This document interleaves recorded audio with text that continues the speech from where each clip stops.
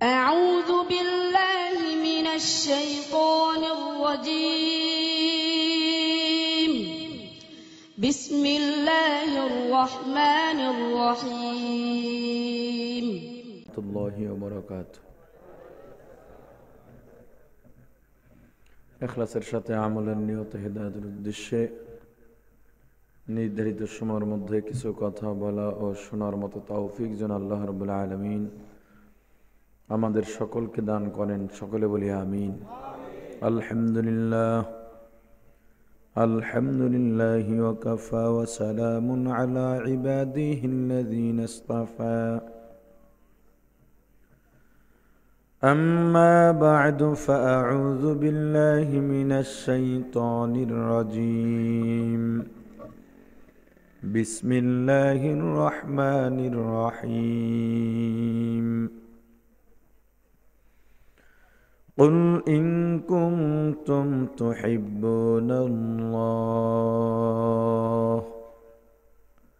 فاتبعوني يحببكم الله ويغفر لكم ذنوبكم والله غفور رحيم. صدق الله العظيم. وقال النبي صلى الله عليه وسلم: من أحب سنتي فقد أحبني ومن أحبني كان معي في الجنة أو كما قال النبي عليه الصلاة والسلام. وصدق رسوله النبي الكريم. لا إله إلا الله لا إله إلا الله.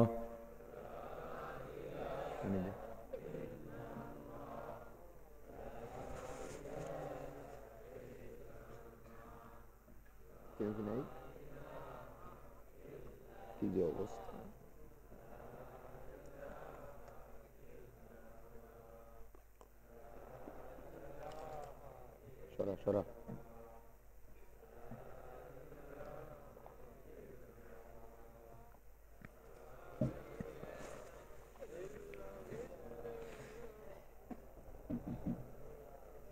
বাস আস্তে আস্তে বন্ধ করে দেন।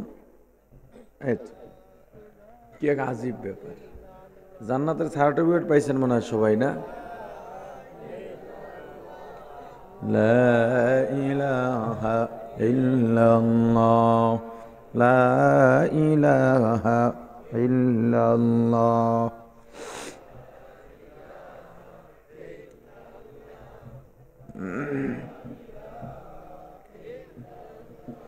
لا إله إلا الله محمد رسول الله. حمد بحد مر خدائے پاک راہ آکے ایماداد مشتقا کے راہ آکے در دمدمد روح راہ دادا از طوفان جاتو نوحنا آئے کیرا کرد کخرش بادرو تسا جائے کرد قوم عادنا آکے لطف خشرا اظہار کرد با خلیل اشنار را گل زار کرد. لا الہ الا اللہ.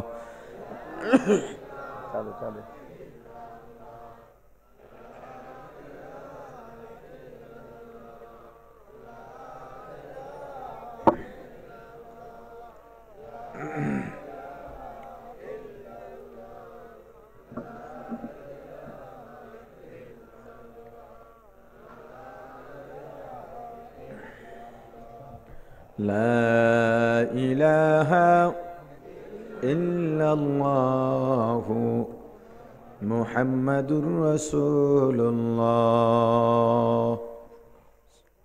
আলহামদুলিল্লাহ,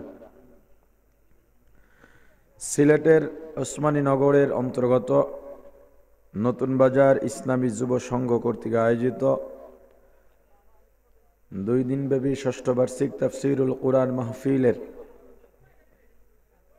প্রথম দিনের মুহতারাম সভাপতি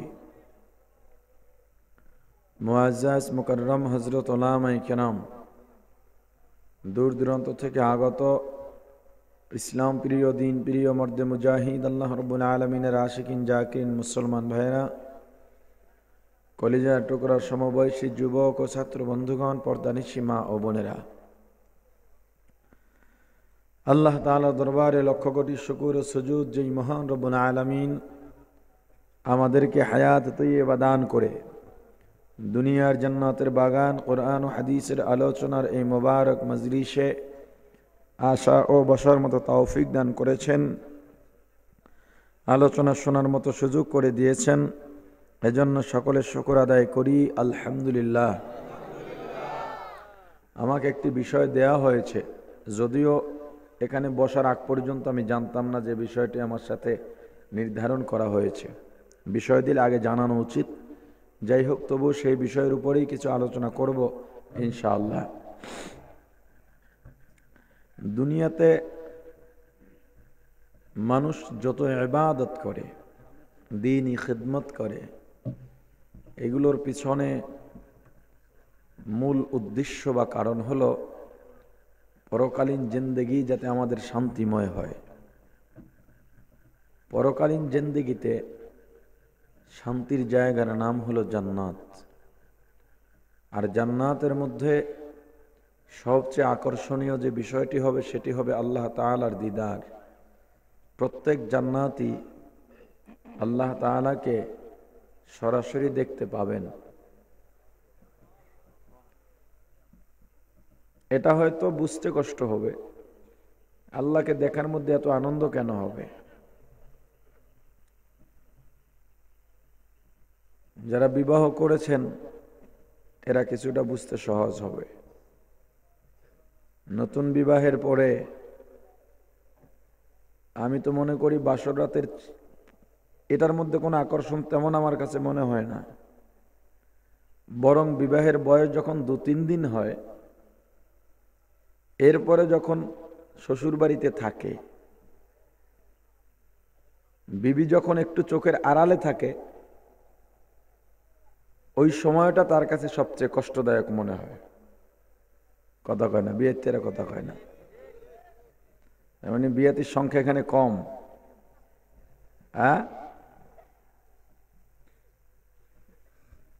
জান্নাতে আল্লাহ তাআলা যে যে নেয়ামত রেখেছেন তার কিছু নমুনা আল্লাহ দুনিয়াতে দিয়েছেন। জাহান্নামে যত শাস্তি আছে এরও কিছু নমুনা আল্লাহ দুনিয়াতে রেখেছেন, যাতে মানুষ এর দ্বারা শান্তি ও শাস্তি উপলব্ধি করতে পারে। সমস্যা আমরা যারা আলোচনা করি আমরা এই বিষয়গুলো ফুটিয়ে তুলতে পারি না, আমাদের ব্যর্থতায়, আমাদের অযোগ্যতায়, যার জন্য মানুষকে সেদিকে ধাবিত করতে পারি না। মানুষ দুনিয়ার প্রেম প্রীতির জন্য পাগল, নিজের মধ্যে ভালোবাসা আছে কিনা তাও জানে না, যদিও দাবি করে এটাই আমার ভালোবাসা। আপনাদের সিলেট আর চিটাগাং অঞ্চলে তো ভালোবাসার অহরহ জবনিকা হচ্ছে, দাফন হচ্ছে। ভালোবাসার মূল বিষয়টা কি তার ধারে কাছেও নাই। সেলুনে গিয়ে দাড়ি কামায় আর কয় আমি সুন্নি আশিক রাসূল। ভালোবাসা এটা একটা নির্মল আকর্ষণ। ভালোবাসা কি আমি বোঝানোর চেষ্টা করছি। আপনার বাচ্চার বয়স 3 থেকে 4 বছর, বা মনে করেন 2 থেকে 3 বছর। আপনি বাহিরে কাজে বের হবেন, দরজা খুলেছেন, 1 পা বাহিরে দিয়েছেন, আপনার সন্তান দৌড়ে গিয়ে আপনাকে ঝাপটে ধরল, আমাকে নিয়ে যাও। সন্তানকে নিয়ে তো আর বাহিরে কাজ করা সম্ভব নয়, কিন্তু ওই সময় আপনার সন্তানকে আপনি ছুঁড়েও ফেলতে পারেন না। কি করেন? আপনার সন্তানকে কোলে নেন, একটু আদর করেন, কোল থেকে রাখতেও মন চাচ্ছে না, আবার বাহিরেও যাওয়ার প্রয়োজন। এই যে মাঝখানের যে আকর্ষণটা তৈরি হয়, এটার নাম ভালোবাসা। এটার নাম কি? সবাই বলেন। আপনার মা যখন অসুস্থ হয়ে যায়, আপনি বাহিরে কাজ করেন কিন্তু ভালো লাগে না, সবার কাছে বলেন ভাই আমার মা অসুস্থ, আমার বাসায় যেতে হবে, আমার সন্তান অসুস্থ, আমার বাসায় যেতে হবে। বাহিরে আসলেন, হঠাৎ খবর পেলেন আপনার বিবি আপনাকে ফোন দিয়েছে, আপনার সন্তান অসুস্থ, সাথে সাথে আপনার চিন্তাটা বাড়ির মধ্যে চলে যায়, ঘরে চলে যায়। যতই কাজ করেন না কেন, চিন্তা ঘরে, সন্তান অসুস্থ। বাসায় গিয়ে দেখলেন সন্তান ঘুমিয়ে গেছে, মাথায় হাত দেয়, কপালে হাত দেয়, বিবির কাছে জিজ্ঞাসা করে সন্তানের কি অবস্থা। এই যে একটা টান, আকর্ষণ, এটার নাম ভালোবাসা। এটার নাম কি? তাহলে ছেলে মেয়ে যে বিবাহ পূর্ব সম্পর্ক করে, প্রেমের সম্পর্ক, যুবক যুবতী, এটার মধ্যে তো একটা টান আছে, আছে না? কিন্তু এটার নাম কি ভালোবাসা না অন্য কিছু? সেই জিনিসটাকে ব্যবধান, পার্থক্য করতে হবে। বিবাহ পূর্ব ছেলে মেয়ের অবৈধ সম্পর্ক, নারী পুরুষ যুবক যুবতীর অবৈধ সম্পর্কের নাম, আকর্ষণের নাম ভালোবাসা নয়। বিবাহ পূর্ব ছেলে মেয়ের যে টান, সেটা ভালোবাসার টান নয়। কারণ প্রত্যেকটা ছেলের টান থাকে ওই দিকে, মেয়েটাকে কিভাবে লালসার শিকার বানানো যায়, এবং মেয়েটার আকর্ষণ থাকে ওই দিকে, ছেলেটার কাছাকাছি গেলে ভালো লাগে, কিভাবে আরো ভালো লাগানো যায়। ভালোবাসার বন্ধন কোনোদিন ছিন্ন হয় না। অবৈধ সম্পর্কের বন্ধন ছিন্ন হয়, স্মরণও থাকে না। যেমন আপনার সন্তান মারা গেলে দুদিন পরে আপনি ভুলতে পারবেন না, যদিও বলে ভুলে যায়, মরণ পর্যন্ত সন্তানের কথা ক্ষণে ক্ষণে মা বাবার স্মরণ হয়। এটা ভালোবাসা। কিন্তু প্রেমের সম্পর্ক যখন ভেঙে যাবে, মেয়েটা অন্য জায়গায় বিবাহ বসলে দুদিন চার দিন পরে ও ছেলের কথা আর গুরুনক্ষরও স্মরণ করে না, ছেলেটাও স্মরণ করে না। কেন? তাদের মধ্যে ভালোবাসার বন্ধন ছিল না, তাদের মধ্যে ছিল একে অপরকে লালসার শিকার বানানোর আকর্ষণ। তাহলে তাদের আকর্ষণটার একটা নাম দেওয়া দরকার। আমি তো আগে যেগুলো বর্ণনা করলাম এগুলোকে ভালোবাসা একটি নাম দিলাম, এই আকর্ষণের নাম কি দিয়েছি? ভালোবাসা। তাহলে ছেলে মেয়ে যুবক যুবতী নারী পুরুষের বিবাহ পূর্ব অবৈধ সম্পর্ক বা আকর্ষণের একটা নাম দেয়া দরকার। ভাদ্র মাসে কুকুরনির পিছনে কুকুর দৌড়ায়, আপনাদের ওসমানী নগরে নাই? একটু হা হু কইরেন, জবাব দিয়েন। কুকুরনির পিছনে কুকুর দৌড়ায়, নিশ্চয়ই একটা আকর্ষণ আছে নাকি নাই? ভালোবাসার আকর্ষণ। বলেন। কুকুরের মধ্যে একটা চরিত্র আছে যেটা ভাদ্র মাসে জেগে ওঠে। ওই চরিত্র চরিতার্থ করার জন্য কুকুরনির পিছনে সারা দিন রাত দৌড়ায়। বিবাহ পূর্ব ছেলে মেয়ে যুবক যুবতী নারী পুরুষের সম্পর্ক ওই কুত্তা মার্কা আকর্ষণ, ওটা কোনো ভালোবাসার আকর্ষণ নয়। বরং ছেলে মেয়ে যুবক যুবতী নারী পুরুষের বিবাহ পূর্ব আকর্ষণ কুত্তার চাইতেও খারাপ। কুত্তা তো ভাদ্র মাসে জাগে, আর অবৈধ সম্পর্ক সারা বছরই জেগে থাকে। তবে ওদেরও একটা জাতীয় দিবস আছে, জাতীয় নয়, ইন্টারন্যাশনাল। দিবসটার নাম কি বলেন তো? মুখস্থ আছে দেখছেন? কত তারিখে হয়? কথা কয় না, লজ্জার কি আছে? বলেন, আমিও তো জানি, জানলি তোর অপরাধী না। কত তারিখ বলেন? 14ই ফেব্রুয়ারি। কি দিবস? আমি বলি বিশ্ব ভাদ্র দিবস। এই দিনে অবৈধ সম্পর্কের কপট কপতিরা ভাদ্র মাসের সেই কুকুরের খাসলতকে পাকাপোক্তভাবে বাস্তবায়িত করে। ছেলের সামনে, বাবার বয়সী পুরুষের সামনে ভাইয়ের বয়সী যুবকের সামনে, দাদার বয়সী বৃদ্ধের সামনে, মা বোনের বয়সী মহিলার সামনে যুবক যুবতী ভালোবাসার নাম দিয়ে অর্ধলাঙ্গ পোশাক পরে রাস্তার মোড়ে পার্কের বেঞ্চে বসে একে অপরের সাথে আলাপ করে, ঠোঁটে ঠোঁট রাখে, হাতে হাত রাখে। এরা মানুষের কাতারে নেই, এরা কুকুরের চাইতো পশুত্বে পরিণত হয়েছে।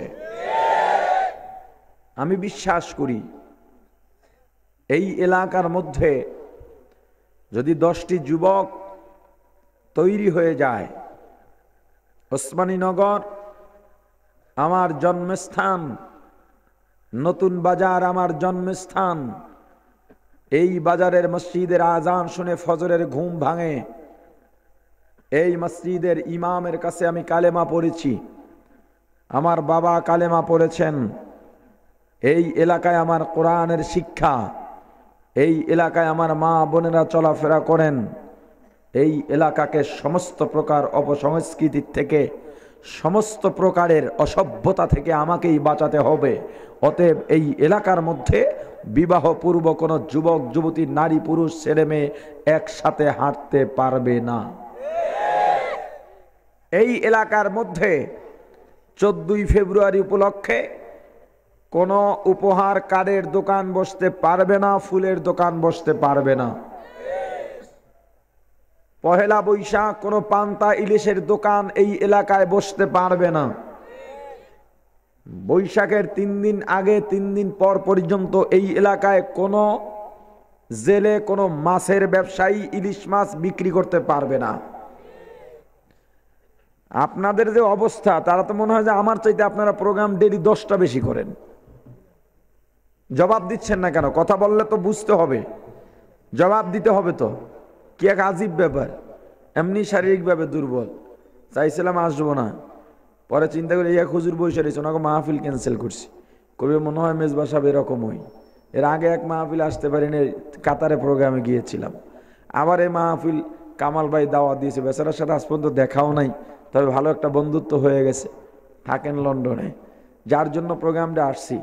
ধারাবাহিক প্রোগ্রাম করতে করতে একেবারেই ক্লান্ত। এরপরও আপনাদের অবস্থা যদি এরকম হয়, তাহলে তো দেখা যায় মানে আমার আরো আগে চুপ হয়ে যেতে হবে। এলাকার এমন কোন যুবক যদি থাকে যারা এই এলাকাকে অসভ্যতার থেকে বাঁচাবে, পারবে কিনা? সবাই বলেন। এই এলাকার 10 জন যুবক দাঁড়িয়ে যাবে যে এই এলাকায় আর কখনো এমন ঘটনা হবে না যে মোবাইলের মাধ্যমে সম্পর্ক করে ঘর থেকে মেয়েটা ছেলের হাত ধরে বেরিয়ে গিয়েছে। এটা আপনাদের অঞ্চলে হয় না? হয় নাকি? তাহলে আপনার দায়িত্ব ঘরে গিয়ে আপনার যুবতী মেয়ে, যুবতী বোনের হাত থেকে মোবাইলটা কেড়ে নেবেন। ওর মোবাইলের কোনো প্রয়োজন নেই। জরুরি কথার প্রয়োজন হলে মায়ের মোবাইল দিয়ে কথা বলবে, বাবার সাথে, ভাইয়ের সাথে, আর কারোর সাথে কথা বলার প্রয়োজন নেই। এবং যেই মহিলার স্বামী বিদেশ থাকেন, ওই মহিলার হাতেও কোনো মোবাইল থাকতে পারবে না। বলবেন তাহলে স্বামীর সাথে কথা বলবে কিভাবে? 2টা মাধ্যমে কথা বলবে। 1, হয়তো শ্বশুরের মোবাইলে, 2, নয়তো বাবার মোবাইলে।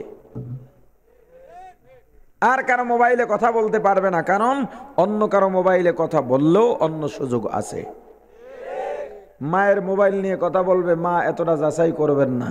মায়েদের মন তো অনেক সময় মায়েদের কারণেই মেয়েরা বেশি নষ্ট হয়, কারণ মায়ের মোবাইলটা সব সময় মেয়ের কাছেই থাকে। হে মায়ের দল, বড় কষ্ট করে তোমার সন্তানকে লালন পালন করেছো মা। এত কষ্ট করে 15, 16, 20 বছর পর্যন্ত যেই সন্তানকে লালন পালন করলে, ওই সন্তানকে তুমি কি চাও না তোমার পছন্দসই কোনো এক যুবকের হাতে, দায়িত্ববান যুবকের হাতে তুলে দিতে? তোমার একটু অবহেলার কারণে তোমার কলিজার টুকরা সন্তান বিপদগামী হওয়ার সম্ভাবনা আছে।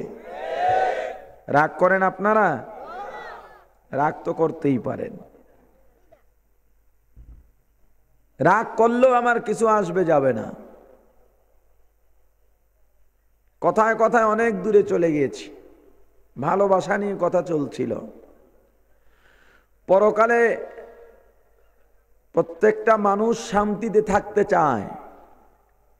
এই শান্তিতে থাকার পিছনে ভালোবাসা শর্ত। কিসের ভালোবাসা তাও বলছি। তার আগে বলেন জান্নাতের মালিক কে? উত্তর সঠিক নয়। আবার বলেন জান্নাতের মালিক, উত্তর সঠিক নয়। 10 সেকেন্ড সময় দিলাম, ভাবেন, দেখেন উত্তর বের করা যায় কিনা। 10 সেকেন্ড পার হয়ে গেলে ফেল। জান্নাতের মালিক হ্যাঁ আমরা। ধন্যবাদ।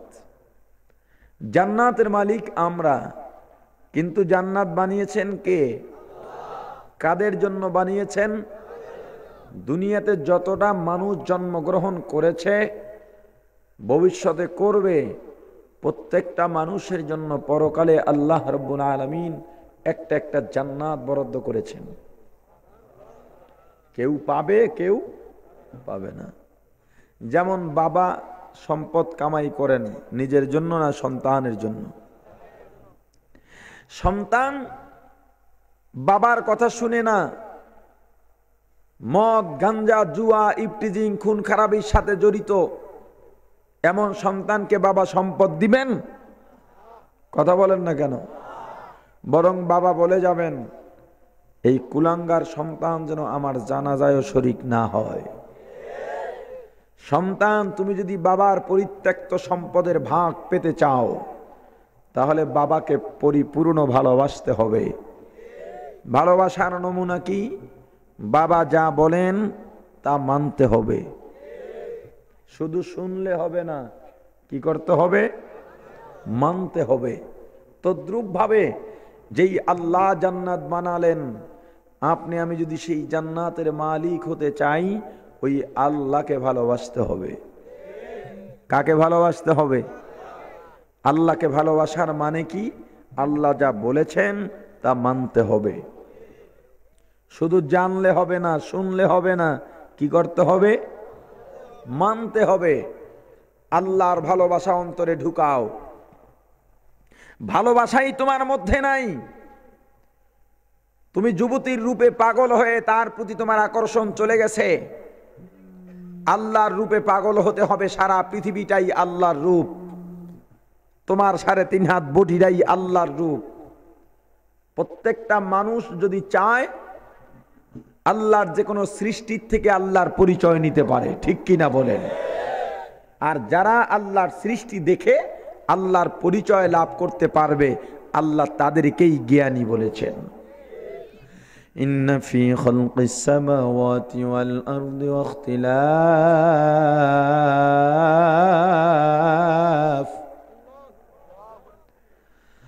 واختلاف الليل والنهار لآيات لأولي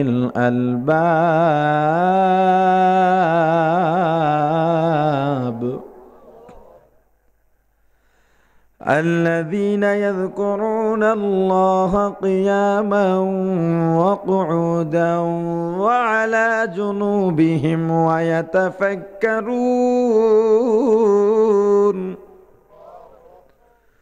ويتفكرون في خلق السماوات والأرض ربنا ما خلقت هذا باطلا سبحانك فقنا عذاب النار।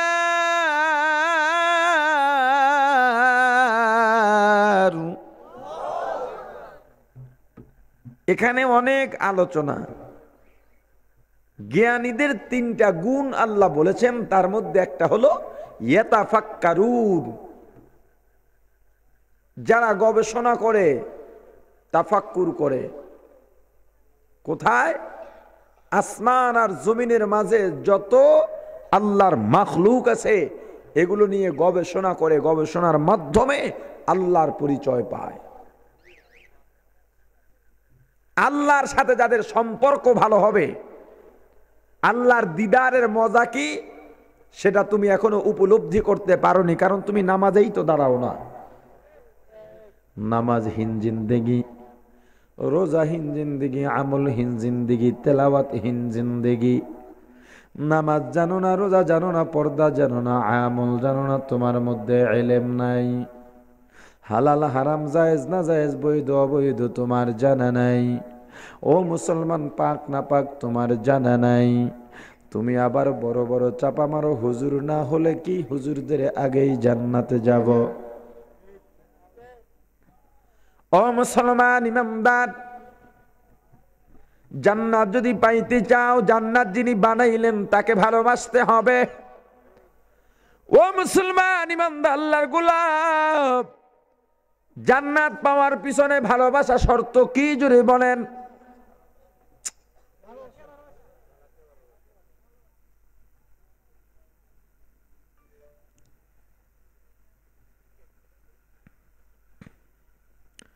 ইস্তিগফার পড়ুন। আস্তাগফিরুল্লাহ রাব্বি মিন কুল্লি যামবি ওয়া আতুবু ইলাইহি, লা হাওলা ওয়ালা কুওয়াতা ইল্লা বিল্লাহিল আলিয়্যিল আযীম। আস্তাগফিরুল্লাহ রাব্বি মিন কুল্লি যামবি ওয়া আতুবু ইলাইহি, লা হাওলা ওয়ালা কুওয়াতা ইল্লা বিল্লাহিল আলিয়্যিল আযীম। আস্তাগফিরুল্লাহ রাব্বি মিন কুল্লি যামবি ওয়া আতুবু ইলাইহি, لا حول ولا قوة إلا بالله العلي العظيم. لا إله إلا أنت سبحانك إني كنت من الظالمين. لا إله إلا أنت سبحانك إني كنت من الظالمين. لا إله إلا أنت سبحانك إني كنت من الظالمين. দোয়া করে দেখি বলেন। হ্যাঁ, আপনাদের মধ্যে বয়ান করে আমার পুষবে না। প্রশ্ন করলে জবাব দিতে জানেন না। নির্বাচনের সময় তো আব্রাহাম লিঙ্কনের পুঁজিবাদী কুফুরি গণতন্ত্রের প্রার্থীর পিছনে দৌড়ান, 100 টাকার একটা নোট পেয়ে হাজি গাজী সৈয়দ শরীফ সব ইমান বিক্রি করে দেন। লজ্জা হওয়া উচিত আপনার। জবাব দিছেন আল্লাহ সত্য বলার জন্য, ওয়াজের ময়দানে আসছেন, ওলামায়ে কেরাম প্রশ্ন করলে জবাব দিলে সত্য সাক্ষীর সওয়াব পাবেন। এত ভাব আপনার মধ্যে আসে কোত্থেকে? এত ভাব নিয়ে চলেন কিভাবে? ভাব বলার জন্যই তো জাহান্নাম। তবে এটা বুঝি মাঝে মাঝে, যতই বলি সবাই জবাব দেয় না, সবাই ওলামায়ে কেরামের কথা শুনে না।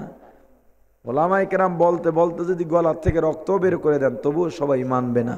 কারণ সবাই যদি ওলামায়ে কেরামের কথা মানতো, তাহলে তো আল্লাহর এতগুলো জাহান্নাম বানানো লাগতো না। তো আমি যে বারবার দেখছেন, এরপরও অনেকগুলো দেখতেছি। আমি কিন্তু বেতাল্লা মানুষ, মাঝে মাঝে 2-1 উঠাইয়াও দেই, কারণ 2-1টা থাকার কারণে মাহফিলের আরো সমস্যা হয়। এই বারবার যে এত তাকিদ দেই এই কারণে যে আমি চাই ময়দানে একটা মানুষও জাহান্নামী না হোক। কারণ আপনাকে কিছু জিজ্ঞাসা করলে যদি সেটা আল্লাহর সাথে জড়িত থাকে, যার জবাব না দিলে আল্লাহর কাছে জবাব দিতে হবে, তুই জবাব দিলি না কেন? যেমন মনে করেন বলা হলো আসমান জমিনের মালিককে, আপনি চুপ রইলেন, আপনি আল্লাহ বলে স্বীকার করতে পারলেন না, এই জবাব তো আল্লাহর কাছে আপনার নিশ্চয়ই দিতে হবে, কারণ আল্লাহ আপনাকে জবান দিয়েছেন তো এগুলো স্বীকার করার জন্যই। আর এটাই তো ঈমান। এখন ঠিক ঠিকের বন্যা বয়া যাইতেছেন, ঠিক হইলো ঠিক, বেঠিক হইলো ঠিক। এগুলো পাবলিকের অবস্থা। একজন বলবে এখন জিহাদ লাগবে, সবাই বলে ঠিক, আর একজন বলে এখনো জিহাদের সময় হয় নাই, তখনও বলে ঠিক। মূলত আপনারা নিজেরাই ঠিক নাই।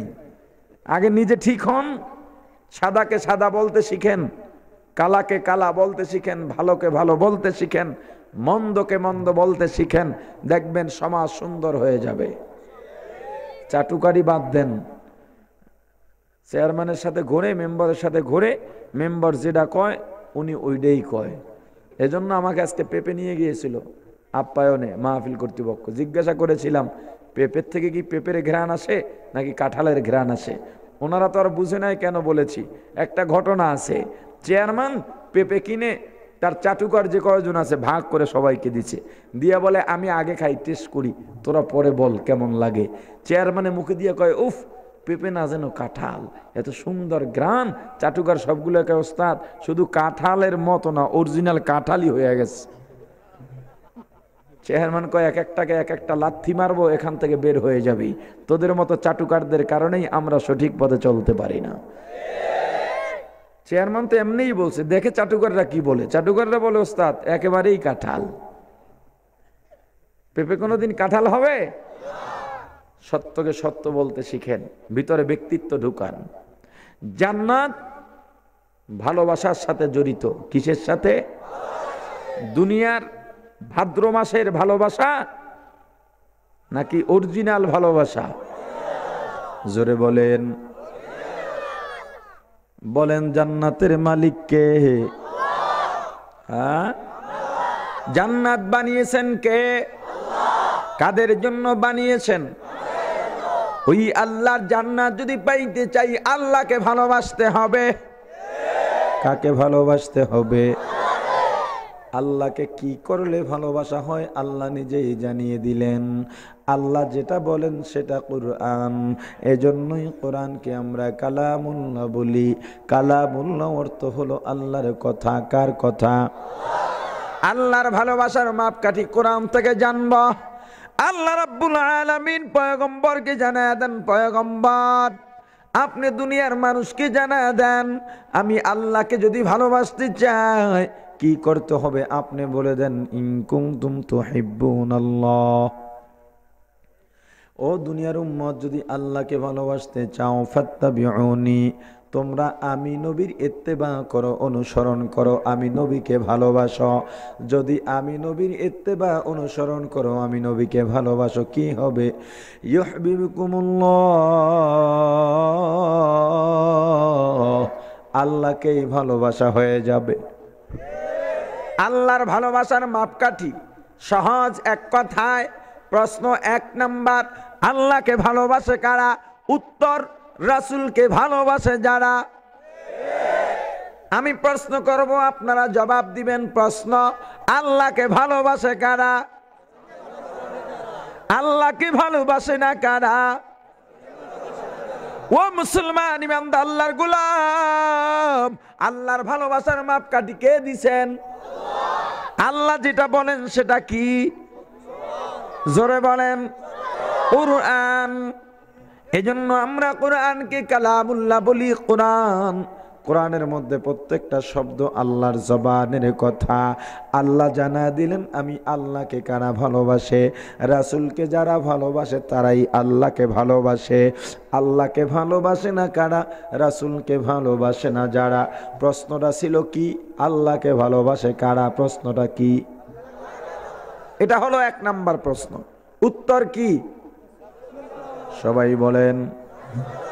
ও মুসলমান ইমানদার আল্লাহর গোলাম, আল্লাহ রাব্বুল আলামিন জানা দিলেন পয়গম্বর আপনি দুনিয়ার মানুষকে জানা দেন, যদি আপনার ভালোবাসার মাধ্যমে আমি আল্লাহকে ভালোবাসতে পারে, আমি আল্লাহ ওই সমস্ত ভালোবাসা প্রিয় বান্দাদের জন্য একটা পুরস্কার ঘোষণা করলাম। কি পুরস্কার জানো রে আল্লাহর গোলাম? যেই পুরস্কার দুনিয়ার সমস্ত মানুষ চায় কেউ দিতে পারে না। কে পারেন? পুরস্কারটা কি জানো? ওয়ায়াগফির লাকুম যুনুবাকুম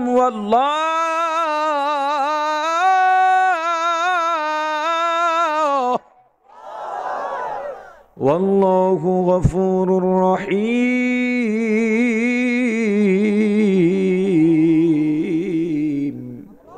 আন্দানাদম কিসবাদুন জানম্বরি আজ্জাহা বানুরে ইমানম্বরি তূনে কুকারি মাবদ কর দাইম জুরমে বে আন্দাজা বে হদ কর দাইম।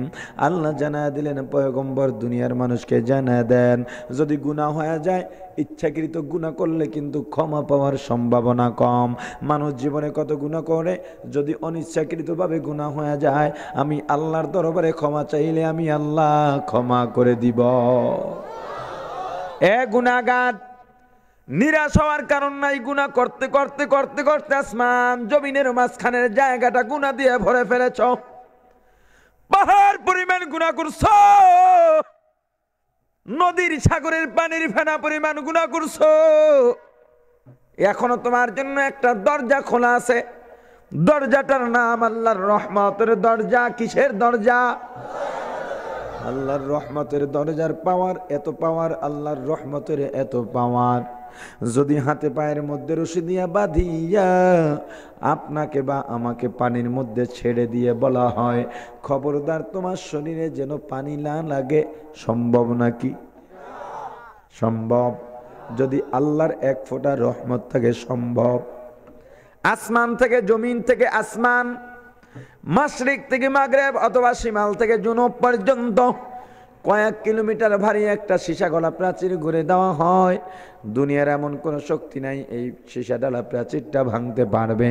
তবে আল্লাহ তাআলার এক জাররা যদি রহমত হয়, এমন হাজার হাজার কোটি কোটি দালান, কোটি কোটি দেয়াল, কোটি কোটি প্রাচীর ভেঙে চুরে চুরমার করে দেয়া সম্ভব। আল্লাহর রহমতের পাওয়ার আছে না নাই? ও মুসলমান ইমানদার, আল্লাহ রাব্বুল আলামিন পয়গম্বরকে জানায় দেন, পয়গম্বর আপনি দুনিয়ার গুনাহগারদের জানায় দেন, নিরাশ হওয়ার কারণ নাই। ইয়া ইবাদিয়াল্লাযীনা আসরাফু আলা আনফুসিহিম লা তাকনাতু আসরাফু আলা আনফুসিহিম লা তাকনাতু মির রাহমাতিল্লাহ মাগফিরাত দা রদ উমিদ আজ লুতফতু যাকে কদ ফরমুদায়ে লা তাকনাতু। ও বান্দা, পালাবার জায়গাও নাই, পালায়াও কোনো লাভ নাই। আল্লাহর রহমত এমন পাওয়ার। আল্লাহর রহমতের দিকে তাকাও, আল্লাহর রহমতের ভরসায় আশায় আল্লাহর দরবারে গুনার জন্য অনুতপ্ত হইয়া যদি চোখের পানি ছেড়ে কাঁদতে পারো রে গুনাহগার, আল্লাহ জীবনের গুনাহ মাফ করে দিবে।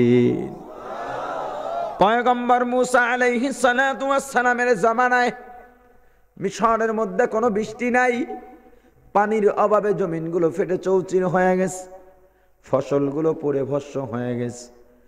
নারী পুরুষ বৃদ্ধ জওয়ান শিশু নারী যত মানুষ আছে পানির অভাবে পিপাসার্ত অবস্থা, পানির অভাবে সবাই পিপাসার্ত হইয়া ছটফট করতেছে। পয়গম্বর মুসা আলাইহিস সালাতু ওয়াস সালাম মুসলমান উম্মতদের নিয়ে একটা দোয়ার আয়োজন করলেন। আল্লাহর দরবারে দোয়া করবেন যাতে বৃষ্টি হয়। আল্লাহ রাব্বুল আলামিন পয়গম্বরকে জানা দিলেন, পয়গম্বর যত দোয়া করা হোক না কেন আমি আল্লাহ বৃষ্টি দিব না, বৃষ্টি দিব না। পয়গম্বর বলেন আল্লাহ কারণটা কি? আল্লাহ বলেন পয়গম্বর তোমার মজলিসের মধ্যে এমন একজন জিনাকার আছে, ওই জিনাকার যদি না উঠে যায় আমি আল্লাহ বৃষ্টি দিব না। পয়গম্বর ডাক দিলেন, কে আছো জিনাকার? উঠে যাও, উঠে যাও, তুমি না উঠলে আল্লাহ বৃষ্টি দিবেন না। তোমার একার কারণে সবাই ক্ষতিগ্রস্ত হবে, কষ্ট পাবে, হতে পারে না। তুমি যদি না উঠো আল্লাহ চিহ্নিত করে দিবেন, তার আগেই উঠে যাও। জিনাকারের খবর হয়ে গেছে। জিনাকার চিন্তা করতেছে এলাকার মানুষ কত সম্মান করত, এলাকার শ্রেষ্ঠ সন্তান হিসাবে কতবার গলায় মালা পরলাম, মানুষজন আমাকে দেখলে চেয়ার ছেড়ে দাঁড়ায় যাইতো। এত সম্মান, এত সম্মান। বিচার ব্যবস্থার মধ্যে আমাকে মুরব্বী মানত, এলাকার মোড়ল বানাইল। এলাকার মানুষ জানে না আমি এত বড় অপদার্থ, এত বড় গুনাহগার। এখন যদি এখান থেকে উঠে যাই, যারা আমার সামনে কোনোদিন মাথা উঁচু করে নাই তারাও থুতু নিক্ষেপ করবে। লজ্জার সীমা থাকবে না, অপমানের সীমা থাকবে না, সমাজচ্যুত হয়ে যাব, সবাই আমাকে বয়কট ঘোষণা করবে। আর যদি না উঠে যাই তাহলে আল্লাহ পয়গম্বরের মাধ্যমে চিহ্নিত করে দিবেন কি করা যায়, কি করব। যদিও এখান থেকে চলে যাই, অনেক দূরে চলে যাব অপরিচিত মানুষের মাঝে, সেখানে যাওয়ার পরেও আল্লাহ যদি বলেন আমার জমিনের মধ্যে থাকতে পারবি না, এটাও আমার জমিন, আমার জমিন ছেড়ে চলে যা, আমার তো যাওয়ার কোনো জায়গা নাই, যাওয়ার কোনো জায়গা নাই। তার চেয়ে আল্লাহর দরবারে তওবা করে কান্দি, যেখানেই যাব সেখানেই তো আল্লাহর জমিন, আল্লাহর দরবারে কান্দা দরকার। জিনাকার চিন্তা করলো যদি চোখের পানি ছেড়ে কান্দি আশপাশের লোকজন সন্দেহ করবে, চিনে ফেলবে। চোখের পানিও ছাড়া যায় না, অন্তরটা দুঃখে ফেটে যায়। চোখের পানির চাইতে অন্তরের আফসোসের দাম বেশি রে আল্লাহর গোলাম। অন্তরের কান্নার দাম অনেক বেশি। জিনাকার অন্তর দিয়ে আল্লাহর সাথে লাইন লাগাইছে, আল্লাহর দরবারে কান্দে আর বলে, আল্লাহ কোথায় যাব, যাওয়ার জায়গা নাই, যেখানে যাব সেখানেও তো তোমার জমিন, আমার যাওয়ার জায়গা নেই। আল্লাহ দুনিয়ার কেউ জানতে না আমি কত বড় গুনাহগার, কত বড় জিনাকার। আয় আল্লাহ, যেভাবে তুমি আমার গুনাহগুলো গোপন রেখেছ, গোপনে গোপনে তওবা কবুল করিয়া আমার জীবনের গুনাহ মাফ করে দাও। জিনাকার তওবা করতেছে, আল্লাহর দরবারে তওবা করতেছে। তওবা করো, খাস তওবা। কেমন তওবা?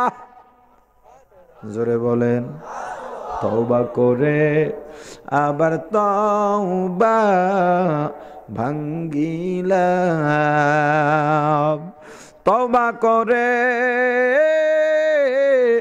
আবার তওবা ভাঙ্গিলাম, অবশেষে খাঁটি তওবা করিলাম, অবশেষে খাঁটি তওবা করিলাম। তওবা করে আবার তওবা ভাঙ্গিলাম, তওবা করে আবার তওবা ভাঙ্গিলাম, অবশেষে খাঁটি তওবা করিলাম, অবশেষে খাঁটি তওবা করিলাম। জিনাকার আল্লাহর দরবারে দোয়া করতেছে, আল্লাহ আমার যাওয়ার কোনো জায়গা নাই, মালিক খাস তওবা করলাম রে মালিক। সন্তান মা বাবার সাথে যদি অন্যায় করে, মা বাবা সন্তানকে রাগ করে ঘর থেকে বের করে দেন, ঘরের দরজাটা বন্ধ করে দেন, সন্তান বন্ধু বান্ধবের সাথে খেলাধুলায় মত্ত হয়ে যায়। সন্তানের জন্য যে মা বাবার দরজাটা বন্ধ হয়ে গেছে, সন্তান ভুলে গেছে। খেলাধুলা করতে করতে করতে করতে করতে করতে যখন সন্ধ্যা হয়ে গেছে, সূর্যাস্ত গেছে, ডানে বামে সামনে পিছনে তাকায় দেখে না না বন্ধু বান্ধব কেউ নাই। যারা এতক্ষণ আমার সাথে ছিল, শুধুমাত্র খেলাধুলার কারণেই আমাকে ব্যবহার করেছে, এখন সন্ধ্যা হয়ে গেছে, জঙ্গল থেকে হিংস্র প্রাণী আসবে, এই সময় আমার কঠিন অবস্থায় যেহেতু কেউ পাশে নাই, অতএব এরা আমার আসল বন্ধু নয়। যদি যেতে হয় মা বাবার দরজায় যেতে হবে। মা বাবার দরজা তো আমার জন্য বন্ধ, সময় নাই, সময় নাই। অনুনয় বিনয় করে মা বাবার দরজাটা খোলাতে হবে, না হয় হিংস্র প্রাণী আমাকে নিয়ে যাবে। সন্তান এক দৌড়ে মা বাবার দরজার সামনে দাঁড়াইয়া দরজার মধ্যে ছোট্ট ছোট্ট নক করে আর বলে, মা গো দরজাটা খুলে দাও, আমি আর জীবনে অন্যায় করব না। ভিতর থেকে মা বড় গোসা হয়ে ডাক দেয়, বলে, না না, তোর মতো সন্তান দরকার নাই, দূর হয়ে যা, দূর হয়ে যা, দূর হয়ে যা, তোর মতো সন্তান আমাদের দরকার নাই। সন্তান চিন্তা করলো, মায়ের মধ্যে যত গোসাই থাকুক না কেন, মায়ের মধ্যে একটা মমতাও আছে, একটা মায়াও আছে। যদি মায়ের মায়া বের করতে চাই, মায়ের মমতা বের করতে চাই, এমনি এমনি হবে না। অন্যায় যেটা করছি তাতে তো মা পাওয়ার কথা নয়। এবার একটু মাকে চোখের পানি ছেড়ে যদি ডাক দেই, মায়ের যেই মমতা মা সহ্য করতে পারবেন না। সন্তান চিন্তা করিয়া চোখের পানি ছাড়িয়া বড় করুণ কণ্ঠ নিয়া বিনয়ের সাথে ডাক দিল, ও মা, মা গো মা, দরজা খোলো মা গো, দরজা খোলো মা। তুমি যদি দরজা না খোলো, হিংস্র প্রাণী তোমার সন্তানকে নিয়ে যাবে মা। তোমার সন্তানকে যদি হিংস্র প্রাণী নিয়ে যায়, বলো মা তোমাকে কে মা বলে ডাকবে। মার সহ্য করতে পারে না, একটা দৌড় দিয়া দরজাটা খুলিয়া সন্তানকে কোলে নিয়ে ডান গালে চুমু খায়, বাম গালে চুমু খায়, আর ডাক দিয়া বলে, রে সন্তান, যদি তোকে বাঘে নিয়ে যায়, হিংস্র প্রাণী নিয়ে যায় রে বাবা, বল আমি কাকে নিয়ে বাঁচবো রে সন্তান। মা সন্তানকে চুমু খায়, আদর করে, আর নিজের হাত দিয়া সন্তানের মাথার ধুলাগুলো পরিষ্কার করে দেয়, সন্তানের পোশাকের ধুলাগুলো পরিষ্কার করে দেয়।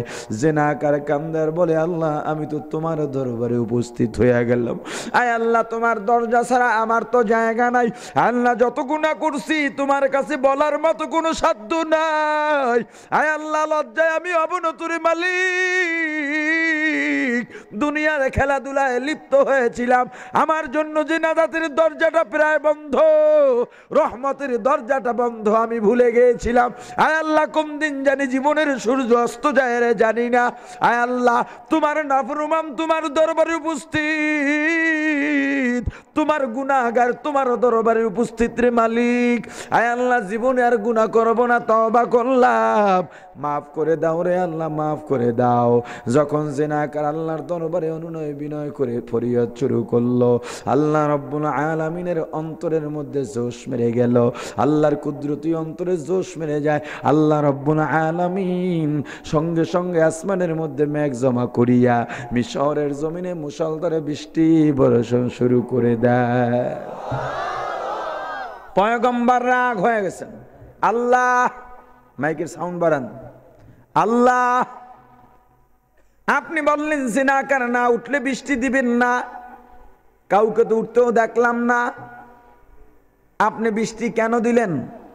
আল্লাহ জবাব দিয়া বলেন, পয়গম্বর আমি আল্লাহ যা জানি তুমি তা জানো না। ও পয়গম্বর, যেই জিনাকারের কারণে আমি আল্লাহ বৃষ্টি দিলাম না, এবার ওই জিনাকারের তওবার কারণেই আমি আল্লাহ বৃষ্টি দিয়া দিলাম।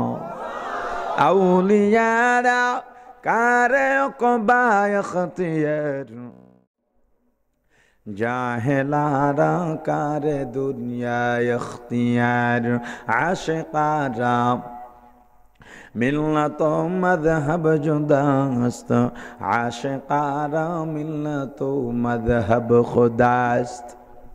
ভাইরা আমার, প্রশ্ন, আল্লাহকে ভালোবাসে কারা? উত্তর বলেন, আল্লাহকে ভালোবাসে না কারা? আল্লাহর ভালোবাসা রাসূলের ভালোবাসার মাধ্যমে যদি হয়, রাসূলের ভালোবাসার মাধ্যমে যদি আল্লাহকে ভালোবাসতে পারো, আল্লাহ রাব্বুল আলামিন পুরস্কার ঘোষণা করলেন, গুনাহ হয়ে গেছে আল্লাহর দরবারে ক্ষমা চাইবা, আল্লাহ মাফ করে দিবেন। এবার 2 নাম্বার প্রশ্ন, রাসূলকে ভালোবাসে কারা? কই রাসূলের ভালোবাসার মাপকাঠি তো দিলাম না, কেমনে বললেন আপনি? আল্লাহকে যারা ভালোবাসে তারা যে রাসূলকে ভালোবাসে, কই পেলেন? আল্লাহ না বলেছেন রাসূলকে যারা ভালোবাসে আমাকে তারা ভালোবাসে? রাসূলকে কারা ভালোবাসে এই উত্তর তো এখনো বলিনি। রাসূলের ভালোবাসার মাপকাঠি রাসূল নিজে দিয়েছেন, রাসূল যেটা বলেছেন সেটা হাদিস। কি জোরে বলেন? আল্লাহর ভালোবাসার মাপকাঠি পাইলাম কোরআন দিয়া, রাসূলের ভালোবাসার মাপকাঠি নিব হাদিস দিয়া। কে দিয়া? পয়গম্বর বলেন, ক্বালান নবী সাল্লাল্লাহু আলাইহি ওয়াসাল্লাম, মান আহাব্বা সুন্নতি ফাকাদ আহাব্বানি, যারা আমি নবীর সুন্নতকে ভালোবাসে তারা যেন আমি নবীকেই ভালোবাসলো। রাসূলের ভালোবাসার মাপকাঠি রাসূল থেকে জানলাম। 1 নাম্বার প্রশ্ন ছিল রাসূলকে ভালোবাসে কারা? 2 নাম্বার প্রশ্ন, 1 নাম্বার প্রশ্ন ছিল আল্লাহকে ভালোবাসে কারা, 2 নাম্বার প্রশ্ন রাসূলকে ভালোবাসে কারা। 1 নাম্বার প্রশ্নের উত্তর রাসূলকে ভালোবাসে যারা, আল্লাহকেও ভালোবাসে তারা। 2 নাম্বার প্রশ্ন রাসূলকে ভালোবাসে কারা, 2 নাম্বার প্রশ্নের উত্তর রাসূলের সুন্নত পালন করে যারা। বাস, হিসাব পাকাপাকি। যাদের মধ্যে রাসূলের সুন্নত আছে, দাবি করুক বা না করুক সেই সুন্নি। যার মধ্যে রাসূলের সুন্নত নাই, সে দাবি যেটাই করুক সে সুন্নি নয়। বাপ দাদার কথা মানবেন না হাদিসের কথা মানবেন? রাসূল হাদিসে বলছেন যারা সুন্নত পালন করে তারাই সুন্নি। যারা সুন্নত পালন করে না, ও যদি আজীবনে বলে আমি সুন্নি আমি সুন্নি আমি মহাসুন্নি, কাজ হবে না। যদি কেউ আমার কথার প্রতিবাদ করে তাহলে বুঝবেন ও রাসূলের দুশমন, হাদিসের দুশমন, ইসলামের দুশমন, মানবতার দুশমন, মুসলমানদের দুশমন।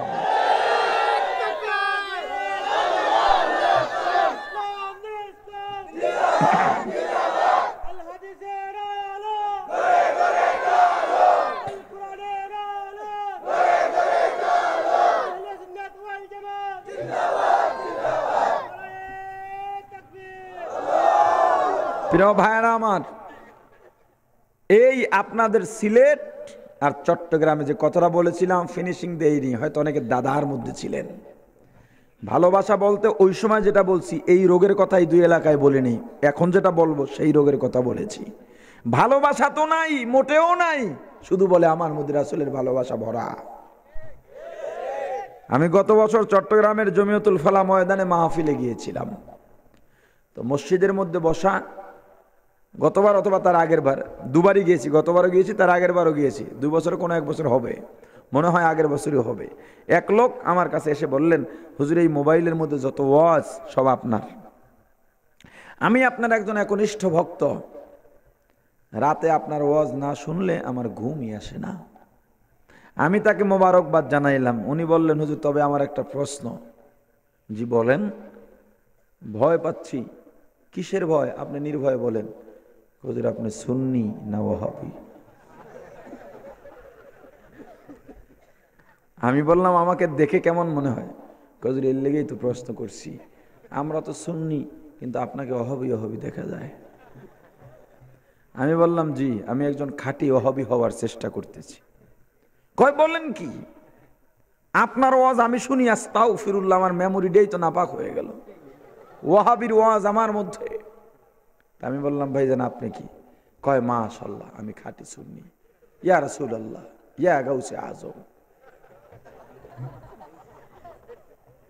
তা আমি বললাম আপনি যে সুন্নি, সুন্নি কাকে বলে? কয় তো ব্যাখ্যা টাখ্যা বুঝি না, যাদের অন্তরে রাসূলের মহব্বত আছে এরাই সুন্নি।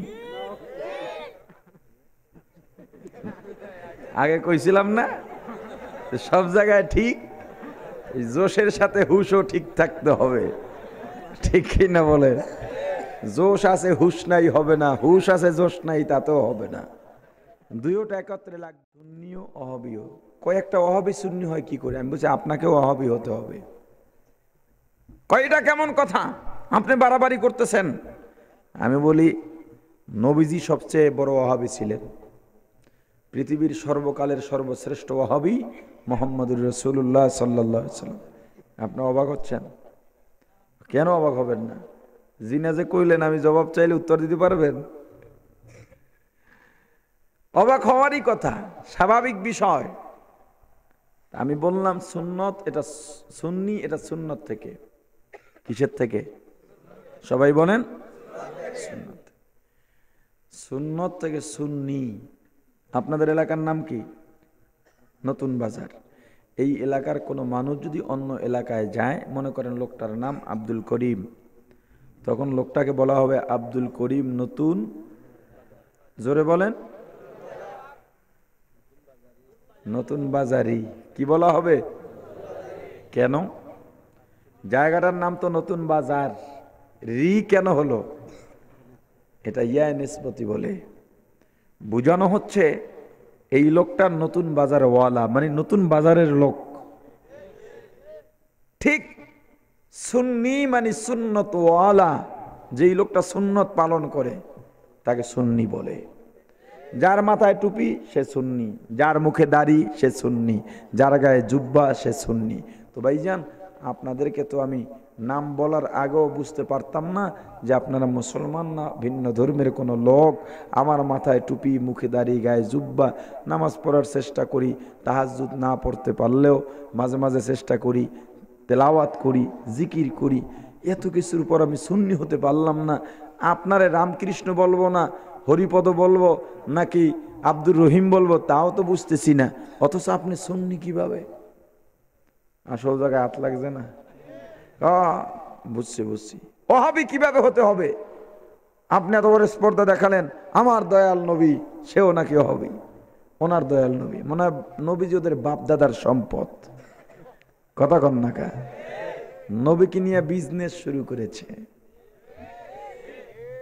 গত কয়েকদিন আগে চট্টগ্রামে জশ্নে জুলুস ঈদে মিলাদুন্নবীর মিছিল করেছে কিছু তথাকথিত নবী প্রেমিকরা। সেখানে পিকআপের উপরে একজন মুরব্বী বসে আছেন, তাকে ফুল দিয়ে গলা পর্যন্ত ঢেকে রাখা হয়েছে। তিনি পিকআপের উপরে চেয়ারে বসা, পিছনের দিকে মুখ করে। পিকআপ পিছনে যাচ্ছে, উনি পিছনের শ্রোতাদের দিকে মুখ করে। পিকআপের পিছনের যে ডালা, ব্যাগ ডালা যেটা, ওটা ফালানো। ওই ব্যাগ ডালার উপরে পা যেখানে, তার নিচের থেকে ওদিক থেকে কালেমার ব্যানার লাগানো পায়ের নিচে। এত বড় দুঃসাহস তোমাকে কে দিয়েছে? নবীজি কারো বাপ দাদার নয়। নবীজিকে নিয়ে তামাশা করার অধিকার পৃথিবীর কোনো মানুষের নেই। নবী শুধু কোনো গোষ্ঠীর নবী নয়, কোনো পীরের নবী নয়, কোনো জাতির নবী নয়। নবীজি সারা পৃথিবীর উম্মতের নবী। নবীকে নিয়ে যদি বেয়াদবিমূলক কোনো আচরণ আমরা দেখতে পাই, তার শায়েস্তা বাংলার জমিনে আমরা করে ছাড়ব ইনশাআল্লাহ।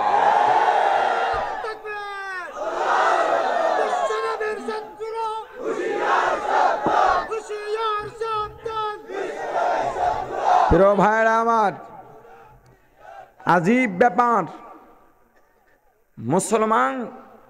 মুসলমানিত্ব কিভাবে টিকবে তার কোনো খবর নাই। যে তার নেশায় বুঁদ হয়ে আছে, কে কিভাবে জিততে পারে, কে কিভাবে কার উপরে জিততে পারে, যে তার নেশায় বুঁদ হয়ে আছে। এক ব্যক্তি 2 বিবাহ করেছে, 2 বিবি চায় তাকে কাছে পাইতে। 2 বিবির সম্পদকে বলেন বলেন। তো স্বামী কয়েকদিন সফর শেষে বাড়িতে ফিরছেন। 2 বিবি দুদিক থেকে টানাটানি শুরু করছে। বলে, আমি আপনার খেদমত বেশি করব, আমার রুমে আসেন। আর একজন বলেন, আমার রুমে আসেন, আমি বেশি খেদমত করব। তো স্বামী বেচারা বলতেছেন, দেখো এমনি আমি কয়েকদিনের সফর শেষে ক্লান্ত শ্রান্ত হয়ে বাসায় ফিরেছি, তোমরা যদি এভাবে টানাটানি করো আমি তো আরো দুর্বল হয়ে যাব। বরং আমি একটা ভাগ করে দেই তোমাদের। কি ভাগ? যে বড় বউ ডান হাত আর ডান পায়ে তৈল মালিশ করবা, ছোট বউ বাম হাত আর বাম পায়ে তৈল মালিশ করবা। দুজনেই খুশি, সমান ভাগ পেয়ে। বড় বউ হাতের মধ্যে তৈল গরম করে একটা ভারী পিতলের বাটিতে করে নিয়ে আসছে মালিশ করার জন্য। কিন্তু ঘটনাক্রমে হাতের থেকে পেয়ালাটা বাম পায়ের উপরে পড়ে পায়ে ফোসকা পড়ে গেছে, পায়ের থেকে রক্ত বের হয়ে গেছে। স্বামী একটা চিৎকার দিছে, ছোট বউ দৌড় দিছে। কি ব্যাপার? স্বামী চিৎকার দিল কেন? এসে দেখে বাম পায়ের থেকে রক্ত পড়তেছে, ফোসকা পড়ে গেছে। বড় বউ কাজটা করলা কি? কয়, ভাই হাত থেকে ভুলে পড়ে গেছে, চলো আগে চিকিৎসা করে নেই। কারণ এই মুহূর্তে আমাদের দ্বন্দ্বের সময় নয়, দুজন মিলে চিকিৎসা করে নেই। আমাদের সম্পদ তো স্বামীকে তো বাঁচাতে হবে। আসলেই এই সময় 2 বউয়ের কি করা দরকার ছিল? হ্যাঁ, চিকিৎসা। কিন্তু ছোট বউ বলে, বড় বউ ইস্যু অন্যদিকে ঘুরানোর চেষ্টা করবা না। তুমি তৈল ফালাইছো ভালো কথা, আমার ভাগের বাম পায়ে ফালাইলে কেন? তোমার ডান পায়ে ফালাইতা। চিকিৎসা হবে কি হবে না সেটা পরের ব্যাপার, আমি তো ঠকতে পারি না, আমিও তো কম যাই না। তুমি আমার ভাগে তৈল ফেলে আমার ঠগাইছ, আমিও জিততে চাই। ছোট বউ গিয়ে তৈল গরম করে এনে ডান পায়ে ছেড়ে দিয়েছে। বড় বউ বলে, এই কথা? তোমার আগে দুঃখের সাথী ছিলাম আমি এই ঘরে, যখন খাবার ছিল না তখন থেকে সংসার কইরা সব গুছাইছি, আর তুমি তৈয়ারের উপরে ময়ূর নাচতে আসছো। আমিও কম যাই না। শক্ত লাঠি একটা নিয়ে বড় বউ বাম হাতটা ভেঙে দিয়েছে। এবার ছোট বউ ডান হাতটা ভেঙে দিয়েছে। বড় বউ বাম চোখ উঠিয়ে দিয়েছে, ছোট বউ ডান চোখ উপড়ে ফেলেছে। একটা সময় স্বামীকে মেরেই ফেললো। 2 বউ নিজের সম্পদের কথা ভুলে গিয়ে যে তার নেশায় সম্পদকে যেমন মিটিয়ে দিয়েছে, ঠিক তদ্রূপ ভাবে বাংলাদেশ নয় সারা বিশ্বের মুসলমানের সম্পদের নাম হলো ঈমান ও ইসলাম। আজকে সাধারণ বিষয় নিয়ে আমরা যে তার নেশায় কে কত লোক জমা করতে পারে, কোন পীরের মুরিদ কত বেশি হয়, এই সমস্ত জেতার নেশায় আজকে ইসলাম যে বিলীন হয়ে যাচ্ছে তা মুসলমানের কাছে কোনো খবর নয়। জাগো মুসলমান জাগো, ঈমানওয়ালারা জাগো। কাফের বেদিন ইসলাম বিদ্বেষীরা বাংলাদেশের মুসলমানদের রক্ত দিয়ে গোসল করার অপেক্ষায় প্রহর গুনছে। হ্যাঁ, আওয়ামী লীগের কর্মীরা যখন ইসলাম বিদ্বেষীরা বাংলার সীমান্ত পেরিয়ে বাংলাদেশের মুসলমান নিধনের জন্য বাংলাদেশে ঢুকবে, তখন তুমি আওয়ামী লীগের কর্মী কিনা দেখবে না, দেখবে তুমি মুসলমান কিনা। হ্যাঁ, বিএনপির কর্মীরা দেখবে না তুমি বিএনপির কর্মী কিনা, দেখবে তুমি মুসলমান কিনা। সমস্ত মুসলমানগুলোকে ধরে ধরে তাদেরকে বাংলার জমিনে উপমহাদেশ স্বাধীনতা আন্দোলনের সময় যেই দৃশ্য বাস্তবায়িত হয়েছিল, বাংলার জমিনে এমন করুণ দৃশ্যের অবতারণা করার অপেক্ষায় রয়েছে ইসলাম বিদ্বেষীরা। অতএব মুসলমান দল মত নির্বিশেষে এক হও, ন্যাক হও, এক কাতারে দাঁড়াতে হবে। ইসলাম যায় যায় অবস্থা, বিশ্বের মুসলমান নির্যাতিত, নিপীড়িত, নিষ্পেষিত হচ্ছে। বাংলার মুসলমান নীরবে ঘুমাও, ঘুমানোর সময় নাই। কালেমাওয়ালাদের জাগতে হবে, ঈমানওয়ালাদের জাগতে হবে, ইসলামওয়ালাদের জাগতে হবে, মুসলমানদের জাগতে হবে, ইসলামকে রক্ষা করতে হবে।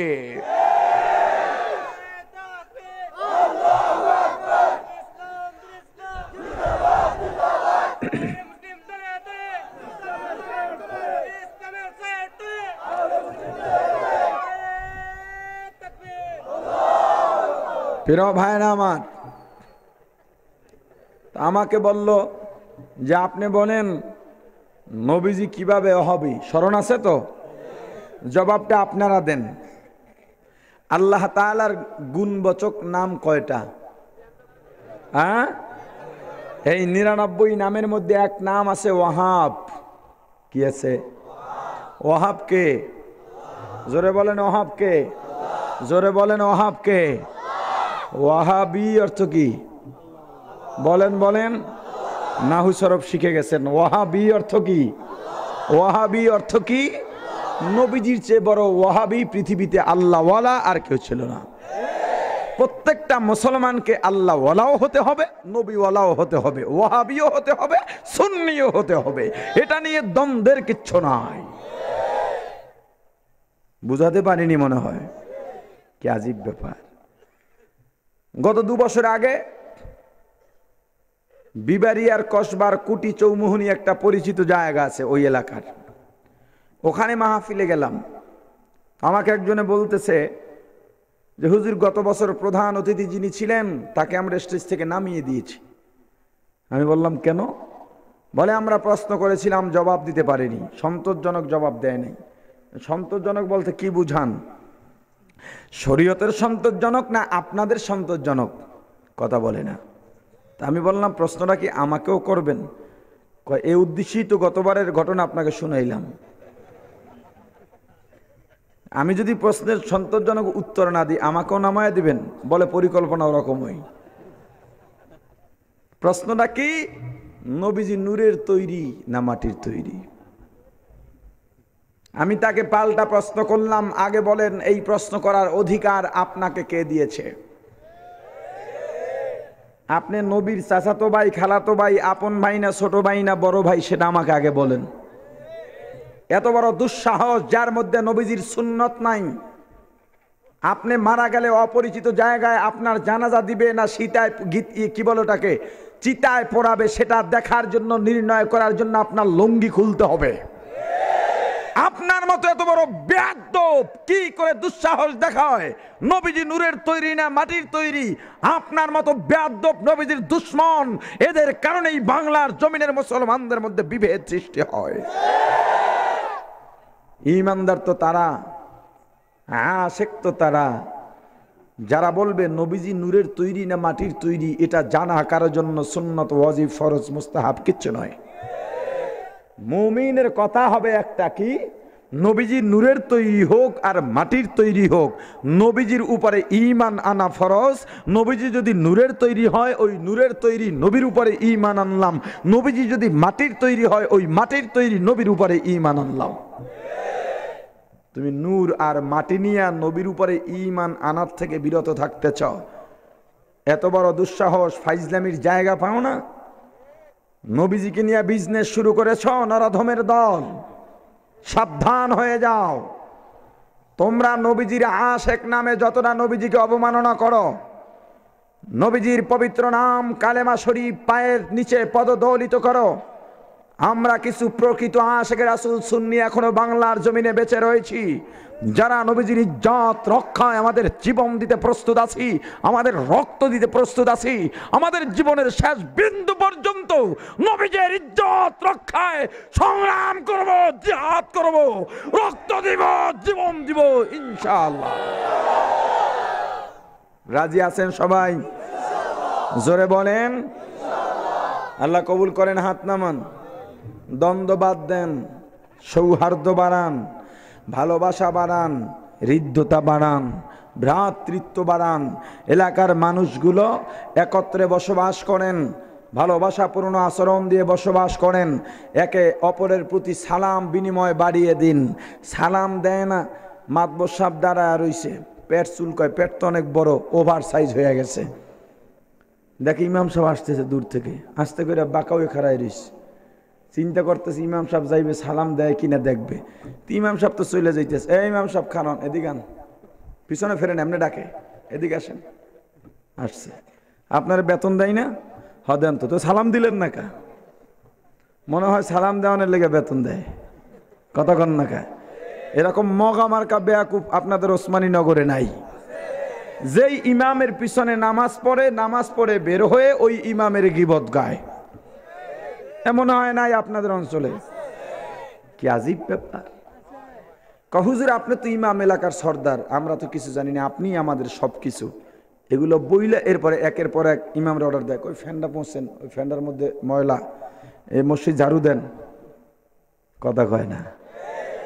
এরা ইমাম মানে প্রথমে, মানার পরে এরপরে চাকর বানায়।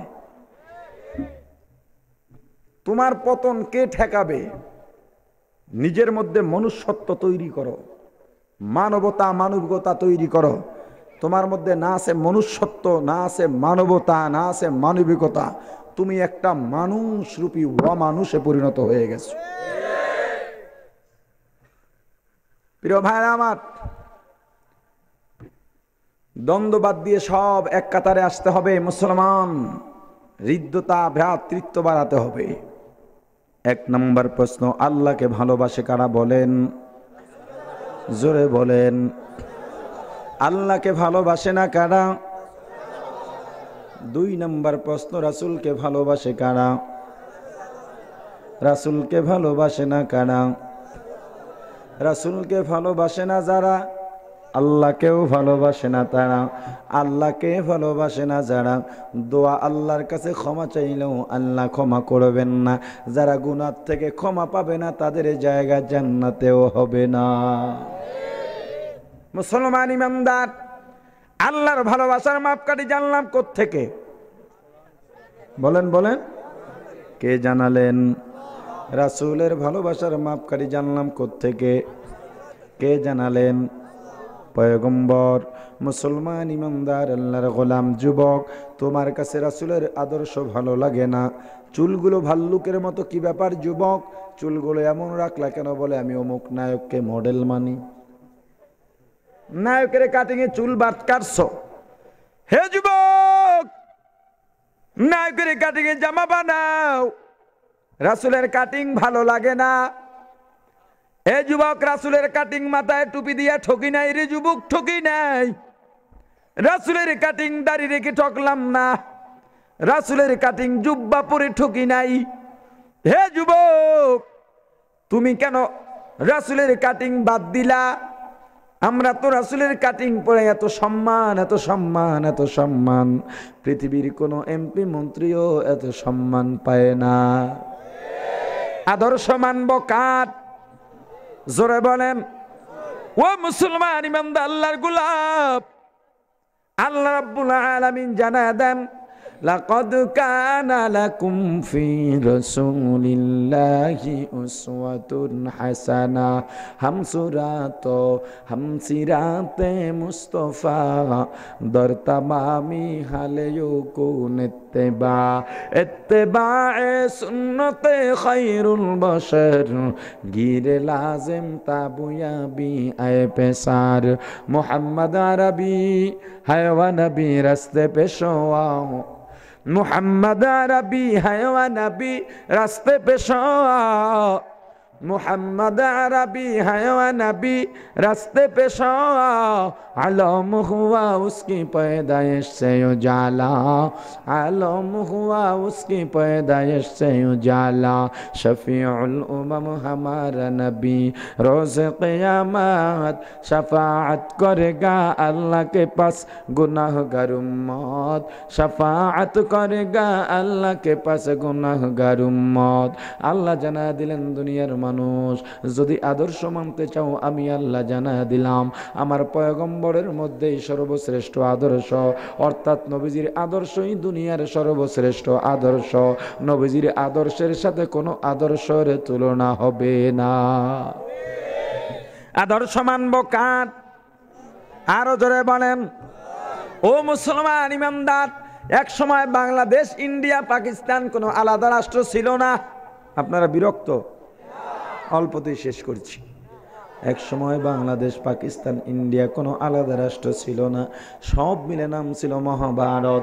এই মহাভারত এক সময় শাসন করত মুসলমানেরা। ব্রিটেন থেকে 208 সদস্য বিশিষ্ট মিস্টার হেকিংসের নেতৃত্বে ইস্ট ইন্ডিয়া কোম্পানি নাম দিয়া ব্যবসার নামে 1608 বা 4 খ্রিস্টাব্দে মহাভারতের মধ্যে প্রবেশ করে 50 বছরের ষড়যন্ত্রের মাধ্যমে মুসলমানদের হাত থেকে ইংরেজরা ক্ষমতা ছিনিয়ে নেয়। ক্ষমতা ছিনিয়ে নেওয়ার পর মুসলমানদের মসজিদ মাদ্রাসার জমিগুলো বাজেয়াপ্ত ঘোষণা করে, মুসলমানদের ধর্ম পালনে বাধা প্রদান করে, মুসলমানদের মা বোনদের ইজ্জতের নিরাপত্তা নাই, জানমালের নিরাপত্তা নাই। একটা সময় যখন দেখলো মুসলমানের পিঠ দেয়ালে ঠেকে গেছে 1803 বা 4 খ্রিস্টাব্দে আল্লামা শাহ আব্দুল আজিজ মুহাদ্দিস দেহলভী রহমাতুল্লাহ আলাই মহাভারতের সমস্ত মুসলমানদেরকে ডাক দিলেন, মুসলমানেরা যদি মুসলমানদের জানমালের নিরাপত্তা চাও, মা বোনদের ইজ্জত বাঁচাইতে চাও, ধর্ম পালন করতে চাও, ইংরেজ খেদাও আন্দোলনে নামো, একটা মুক্তি যুদ্ধের আন্দোলন করতে হবে। ভাইরা আমার, উপমহাদেশ স্বাধীনতা আন্দোলনের ইতিহাস বলবো না, আমি যেই কথাটুকু শুধু বলতে চাই, ইংরেজরা যখন শাসন করত ইংরেজদের অভ্যন্তরীণ একটা সমস্যা দেখা দেয়। তৎকালীন সময় তাদেরকে মিটানোর জন্য, তাদের দ্বন্দ্ব মিটানোর জন্য ইংরেজদের পক্ষ থেকে অস্থায়ী সময়ের জন্য ক্ষমতা দেওয়া হয়। ইংরেজদের মধ্য হতে ক্ষমতা দেওয়া হয় হিন্দুদের একজন বড় লিডার মহাত্মা গান্ধীর হাতে। গান্ধীজি যখন ক্ষমতা পেয়ে যান, মহাত্মা গান্ধী প্রত্যেক রাজ্যের মন্ত্রীর কাছে একটা প্রবন্ধ লিখে পাঠান, ও মহাভারতের রাজ্যের মন্ত্রীরা, তোমরা যদি অস্থায়ী ক্ষমতা স্থায়িত্বে পরিণত করতে চাও, তোমরা যদি মহাভারতের জনগণের ভালোবাসা পাইতে চাও, আমি তোমাদেরকে একটা প্রবন্ধ লিখে পাঠাইলাম। এর মধ্যে 2 জনের আদর্শ লিখেছি। 2 জনের যে কোনো একজনের আদর্শ যদি বাস্তবায়ন করতে পারো, তাহলে তোমরা স্থায়ী ক্ষমতা অস্থায়িত্বে পরিণত হবে, মহাভারতের জনগণের ভালোবাসা পাইবা। 2টা আদর্শ কার কারে জানো? হয়তো হজরত আবু বকর, না হয় হজরত উমারের আদর্শ বাস্তবায়ন করো। হজরত উমার বা আবু বকরের আদর্শ মূলত কার আদর্শ? জোরে বলেন। ও মুসলমান ইমানদার আল্লাহর গোলাম, একজন হিন্দুদের নেতাও বুঝতে পারলো পয়গম্বরের আদর্শ বড় ভালো। পয়গম্বরের আদর্শ দিয়া মানুষের ভালোবাসা পাওয়া যায়, কারণ পয়গম্বরের আদর্শে মাজলুমের পাশে দাঁড়ায়, মাজলুমকে কষ্ট দেয় না। পয়গম্বরের আদর্শ জালেমের বিরুদ্ধে জিহাদ করে। পয়গম্বরের আদর্শ চুরি করলে চোরের হাত কেটে দেয়। পয়গম্বরের আদর্শ ইফটিজিং না করলে তাকে পাথর মেরে নিক্ষেপ করে দূরে সরিয়ে দেয়, তাকে নেস্তনাবুদ করে দেয়। পয়গম্বরের আদর্শ গরিবের পাশে ধনীদের দাঁড়াতে হবে। পয়গম্বরের আদর্শ অসুস্থের কাছে সুস্থওয়ালার দাঁড়াতে হবে। পয়গম্বরের আদর্শ বিপদে পড়লে তাকে উদ্ধার করতে হবে। ও মুসলমান ইমানদার, রাসূলের আদর্শের এত দাম, এত দাম। বিশ্বের জমিনে যতটা সোনালী যুগ রচিত হয়েছে পয়গম্বরের আদর্শের মাধ্যমে হয়েছে, ঠিক কিনা?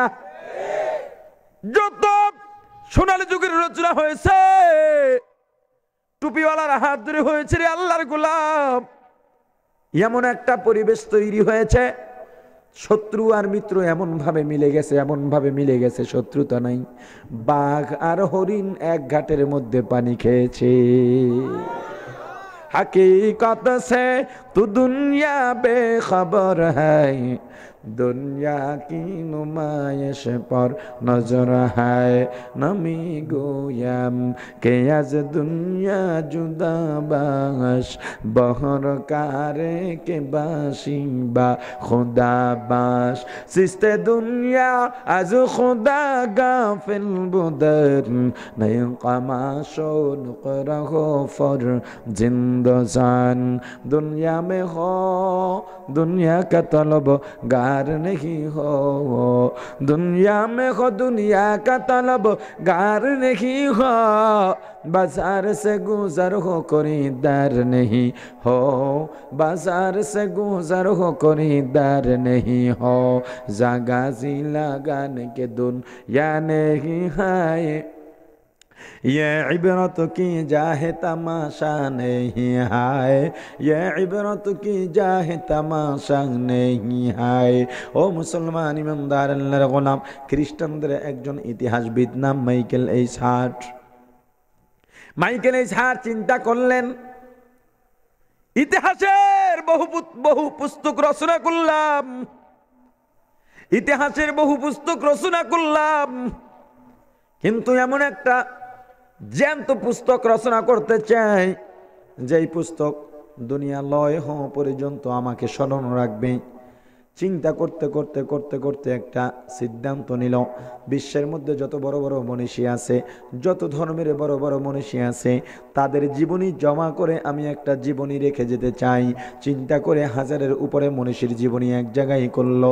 চিন্তা করলো এখানে তো অনেক বড় ভলিউম হয়ে যাবে, না না মানুষের আগ্রহ হারিয়ে যেতে পারে, এর চাইতে এদের মধ্য থেকে সর্বশ্রেষ্ঠ 100 মনীষীর জীবনী লিখতে চাই।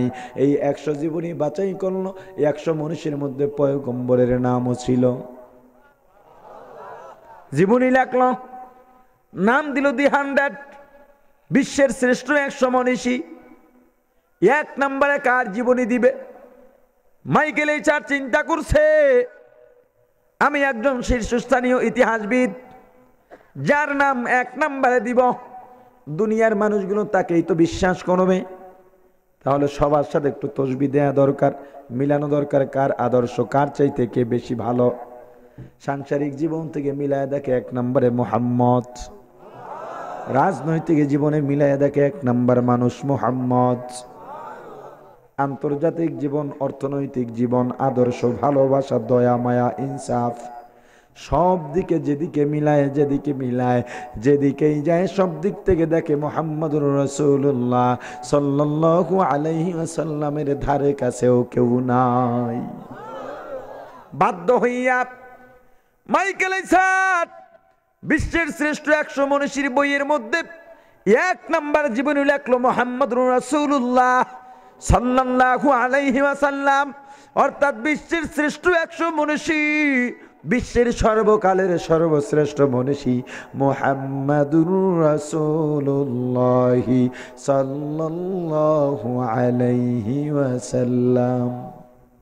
খ্রিস্টানদের মাথা গরম হয়ে গেছে মাইকেল এইচ হার্টের বই পড়ে।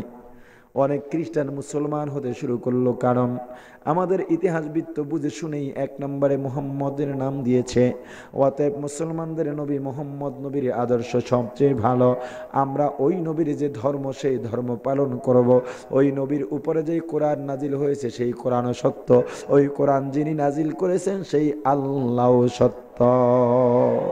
সবাই সাক্ষী দেওয়া শুরু করলো, আশহাদু আল্লা ইলাহা ইল্লাল্লাহু ওয়া আশহাদু আন্না মুহাম্মাদান আবদুহু ওয়া রাসূলুহু। খ্রিস্টানদের মাথা গরম হয়ে গেছে।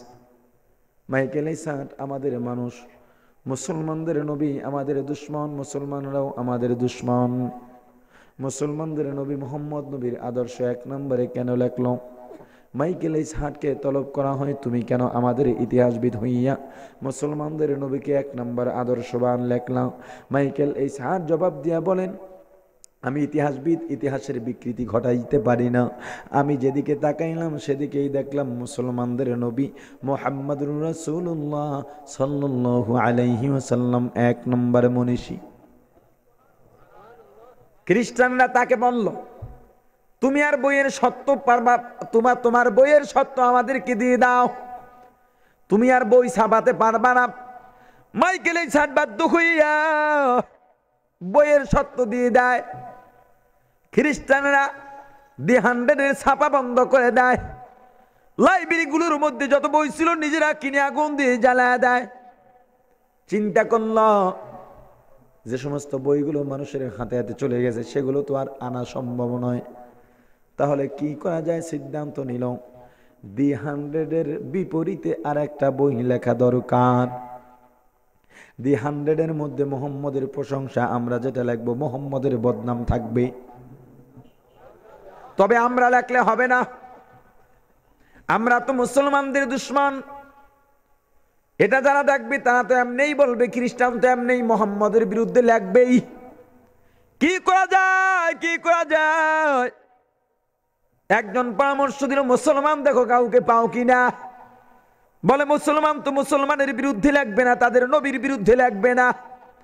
মুসলমানের অন্তরে নবীজি এমন ভাবে গেঁথে আছে, তারা তো নবীর জন্য জীবন দিতে প্রস্তুত হয়। একজন বলে, না না, অনেক নামদারি মুসলমান আছে, টাকার লোভ পাইলে, টাকার গ্রান পাইলে, সিন্নির গ্রান পাইলে তারা পাল্টি খায়। সিন্নির ঘেরান পাইলে কালেমাও পায়ের নিচে যায়। কথা বলেন না কেন? সিন্নির ঘেরান পাইলে সুন্নত না মানাও, না মাইনাও সুন্নি দাবি করা যায়। সিন্নির ঘেরান পাইলে দাঁড়াইয়া দাঁড়াইয়া প্রসাব করে আর বলে, আমি আশিকে রাসূল। জুতা দিয়া বাইরান দরকার, ঠিক কিনা জোরে বলেন? খুঁজতে লাগলো, খুঁজতে খুঁজতে একটা সন্ধান পায়। মুসলমানদের একটা বাচ্চা আছে, যেই বাচ্চার জীবনী 4 বা 5 বছর বয়সে সন্তানকে স্কুলের মধ্যে বাবা ভর্তি করে দেন। সন্তানের নাম সালমান। 3 মাস ক্লাস করে সালমান আর ক্লাস করে না। বাবা ডাক দিয়া বললেন, বাবা ক্লাস কেন করো না? সালমান জবাব দিয়া বলে, বাবা 3 মাসের মধ্যে 7ম শ্রেণী পর্যন্ত যত বই ছিল সব মুখস্থ করে ফেলেছি। বাবা ছিলেন আস্তিক, রুশ এলাকায় বসবাস, যার জন্য সালমান রুশদি বলা হয়। বাবা চিন্তা করলেন, সন্তানকে ইসলামের চিন্তাবিদ বানাবো। আমার ছেলে যেহেতু বড় গবেষক হবে, আমার ছেলের মেধা যেহেতু অনেক বেশি। খ্রিস্টানরা প্রথমে তাকে নারীর লোভ দেখাইল, একজন নারী তার পিছনে লাগায় দিছে। বেপর্দা নারীদের সাথে ওঠা বসা করলে ইসলাম থেকে দূরে সরে যেতে হবে। কয় আমরা ফ্রি মাইন্ড, ফ্রি মাইন্ড। শালি দুলাভাইয়ের সাথে বসে রয়েছে, কয় ফ্রি মাইন্ড। দুলাভাই কথা আমার বোনের মতো, ভাবি ভাবির দেবরে নিয়ে বসে রয়েছে, কয় ফ্রি মাইন্ড। আমার ছোট ভাইয়ের মতো, খালাতো ভাই খালাতো বোন, ফুফাতো ভাই চাচাতো ভাই চাচাতো বোন ফুফাতো বোন পাশাপাশি চলাফেরা করে, ফ্রি মাইন্ড। তো আমাদের ভাই, আমাদের মন ফ্রেশ আছে। একজন বেগানা নারীকে দেখলে, কথা বলা তো দূরের কথা, যদি দেখে, যত বড় পিশাব হোক, যত বড় বুজুর্গ হোক, প্রত্যেকটা মানুষের মধ্যে ওই নারীকে নিয়ে কল্পনা জাগে, ওই নারীকে উপভোগের স্বপ্ন দেখে। যারা আল্লাহওয়ালা তারা এটার থেকে ফিরে থাকেন, মন চাইলেও ফিরে থাকেন, ইস্তিগফার পড়েন, সুযোগ থাকলেও কাছে যান না, আল্লাহকে ভয় পান বিধায়। এটার নামই মানুষ। আল্লাহ তোমাকে আকর্ষণ দিচ্ছেন, কিন্তু তুমি আকর্ষণেও ওদিকে ফিরবা না, কারণ আল্লাহকে ভয় করো। যদি কেউ বলে আমার আকর্ষণ নাই, ও হিজড়া, না হয় মিথ্যাবাদী। Free mind. আরে পর্দা তো বাইরে সবাই করে মিয়া, ঘরের পর্দার আগে জারি করেন। মেয়ে বাবার সামনে, যুবতী মেয়ে, বয়স্কা মেয়ে বাবার সামনে, ভাইয়ের সামনে যত্র তত্র যেমন তেমন ভাবে চলতে পারবে না। শুধুমাত্র মুখ খোলা থাকবে, অন্য কোনো আকৃতি বাবার সামনে ভাইয়ের সামনে প্রকাশ পেতে পারবে না। এত সহজ না। হায় হায়, ঘরের মধ্যে ঘরের ইন্দুরি তো বান কাটে, কথা কয় না। এজন্য ঘরের পর্দা আগে মজবুত করেন। আপন ভাই বোন বসে সিনেমা দেখছে, অর্ধুলাঙ্গ নাচ গান দেখছে, পর্দার লজ্জার পর্দাটা আল্লাহ উঠিয়ে নিয়েছেন, যার জন্য এখন পেপারের মধ্যে অহরহ খবর পাওয়া যাচ্ছে আপন ভাই বোন জেনায় লিপ্ত হয়ে গেছে। আর এক মোবাইলের গজব, মেমোরির মোবাইলের গজব।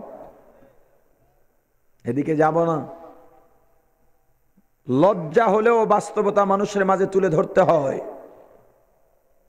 এই মোবাইল ইন্টারনেটের মাধ্যমে হাজার হাজার যুবক যুবতী ধ্বংসের দিকে ধাবিত হচ্ছে। আপনার এলাকায় যদি 10,000 মোবাইল থাকে, 9,990টা মোবাইলে মেমোরি আছে। 9,990 মোবাইলের মধ্যে 9,000 মোবাইলের মধ্যে ল্যাংটা নাচ গান আছে। হুজুর সিনেমা বন্ধ হয়ে গেছে, আল্লাহর রহমত। আরে বেয়াকুফ, আল্লাহর রহমত না গজব তুই কেমনে বুঝলি? সিনেমায় টুপিওয়ালা যাইতো, বুড়া যাইতো, মহিলারা যাইতো, হরহ বাচ্চারা যাইতো, কিন্তু এখন মোবাইল মেমোরির মাধ্যমে টুপিওয়ালা, নারী পুরুষ, বুড়া জুয়ান, 8-9 বছরের বাচ্চারাও ল্যাংটা ছবি দেখে। তুই সিনেমা দিয়া কি করবি? পর্দা মজবুত করো, পর্দা মজবুত করো। হিন্দি সিরিয়াল দেখো, ইন্ডিয়ান সিরিয়াল দেখো। তোর মতো পুরুষ পুরুষ আর থাকতে পারে না ঘরের মধ্যে টিভি নিয়া হিন্দি সিরিয়াল বউরে দেখাইয়া, ওই বউই তোর উপরে এরপরে তোকে গোলাম বানায়। খবর লইছ? যেই বিবিকে টিভি কিনে দিছ, ওই টিভির নাটক দেখে ওই বিবি মজা পাই এখন তোরে থুইয়া বাইরে পাড়াইয়া আর একজন নিয়ে ঘুমায়। লজ্জা থাকা দরকার তোমার। গত পরশুদিনের পেপারেও দেখেছি বাংলাদেশে কত % জানি আত্মহত্যা হয় এই স্বামী স্ত্রী না বনাবনির কারণে। আর এই বনাবনি না হওয়ার পিছনের কারণ হলো ইন্ডিয়ান সিরিয়াল। কি আজীব ব্যাপার। ঘর থেকে টিভি নামাও, ডিশের লাইন থাকতে পারবে না। এই এলাকায় যে ডিশের ব্যবসা করে ঘন ধোলাই দিবেন, তুই ডিশের ব্যবসা করতে পারবি না।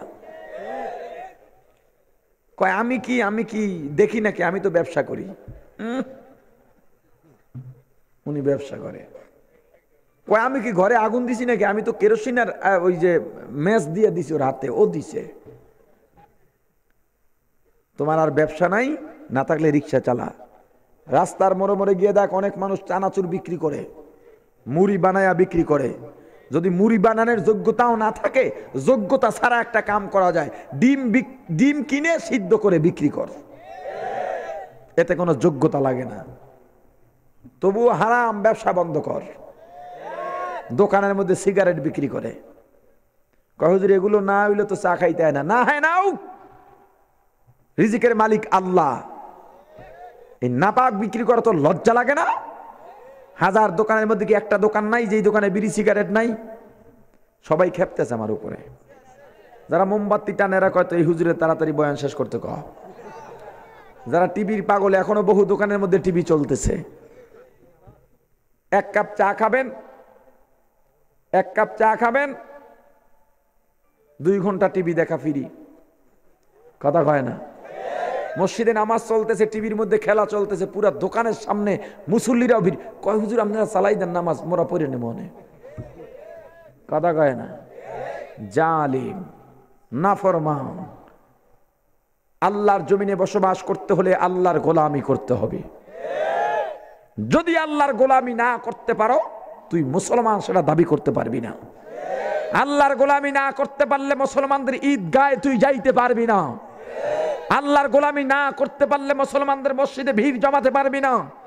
আল্লাহর গোলামি না করতে পারলে টুপিওয়ালা ওলামায়ে কেরাম দিয়ে তোর জানাজা পড়াতে পারবি না। বরং মারা যাওয়ার পর কুত্তার মতো রাস্তার পাশে তোকে চাপা মারি দিয়ে রাখতে হবে। আল্লাহর নেয়ামত বক্ষণ করলো, আল্লাহর নেয়ামত, আল্লাহর জমিনে বসবাস করলো, অথচ আল্লাহর নাফরমানি করে। হারাম ব্যবসা বাদ দিতে হবে। সিডি ভাড়া, গানের ক্যাসেট ভাড়া দেয়, ল্যাংটা ছবির ক্যাসেট ভাড়া দেয়, আর এই টাকা তোমার সন্তানকে খাওয়াচ্ছ। এই টাকা খেয়ে তোমার সন্তান মানুষ হবে না, মানুষরূপী জানোয়ারে পরিণত হবে। এই বাজারে যতগুলো দোকান আছে একটার মধ্যে বিড়ি সিগারেট আর বিক্রি চলবে না। না খায় মরবে নাকি? কথা বলেন না কেন? আমি যে বললাম সবাই হেদায়েত হয়ে যাবে? দোকানদারওয়ালারা সব বিড়ি সিগারেট নামায় দিবে? খবর লইয়া দেখেন, গিয়া বলবে যে উনি যে বলে গেল আমাদের বাসার চাউল কি উনি কিনে দিবে? এই আহম্মক, আমি তোর চাউল কেন কিনে দিব? ইসলাম নিয়ে কি আমি ঠেকছি নাকি? তুই মুসলমান না?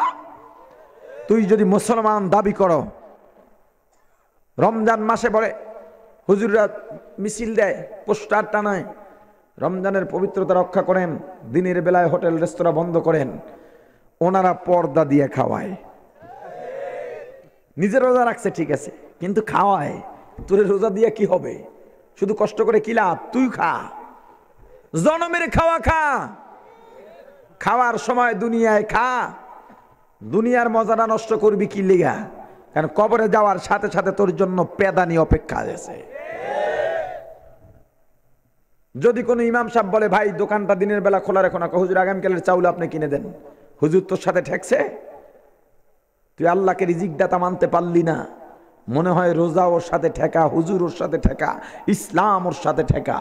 যেই দোকানদার, যেই হোটেল রেস্তোরাঁ দিনের বেলায় পর্দা দিয়ে খাওয়াবে, ওকে আপনারা ঈদের ময়দানে ঢুকতে দিবেন না। ঈদের ময়দানে ঢুকলে ঘাড় ধাক্কা দিয়ে বের করে দিবেন। রমজানের পবিত্রতা রক্ষা যে না করে, অপবিত্রতাকারী ঈদের ময়দানে যাওয়ার কোন অধিকার নেই। প্রতিবাদ করতে পারি না বিধায় আজকে ইসলামের এমন অবনতি হচ্ছে। আমি তো বলছি, আপনি তো জোশে ঠিক বলে দিলেন, একটা কাজও আপনি করতে পারবেন না, আমি ভালো করে জানি। বাস্তবায়ন করেন, শুরু করেন। মরতে যেহেতু হবে, বীরের মতো মরেন, মুসলমান হয়ে মরেন। এমন যদি হতো না আমাদের মরণ হবে না, তাহলে না পিঠ বাঁচাইয়া থাকতাম, কারো বিরুদ্ধে কিছু না বলতাম। মরতে যেহেতু হবেই, মুসলমান হয়ে মরেন, আল্লাহর সাহায্য পাবেন। সৎ কাজের আদেশ, অসৎ কাজের বাধা প্রদান করেন, আল্লাহর নুসরত পাবেন।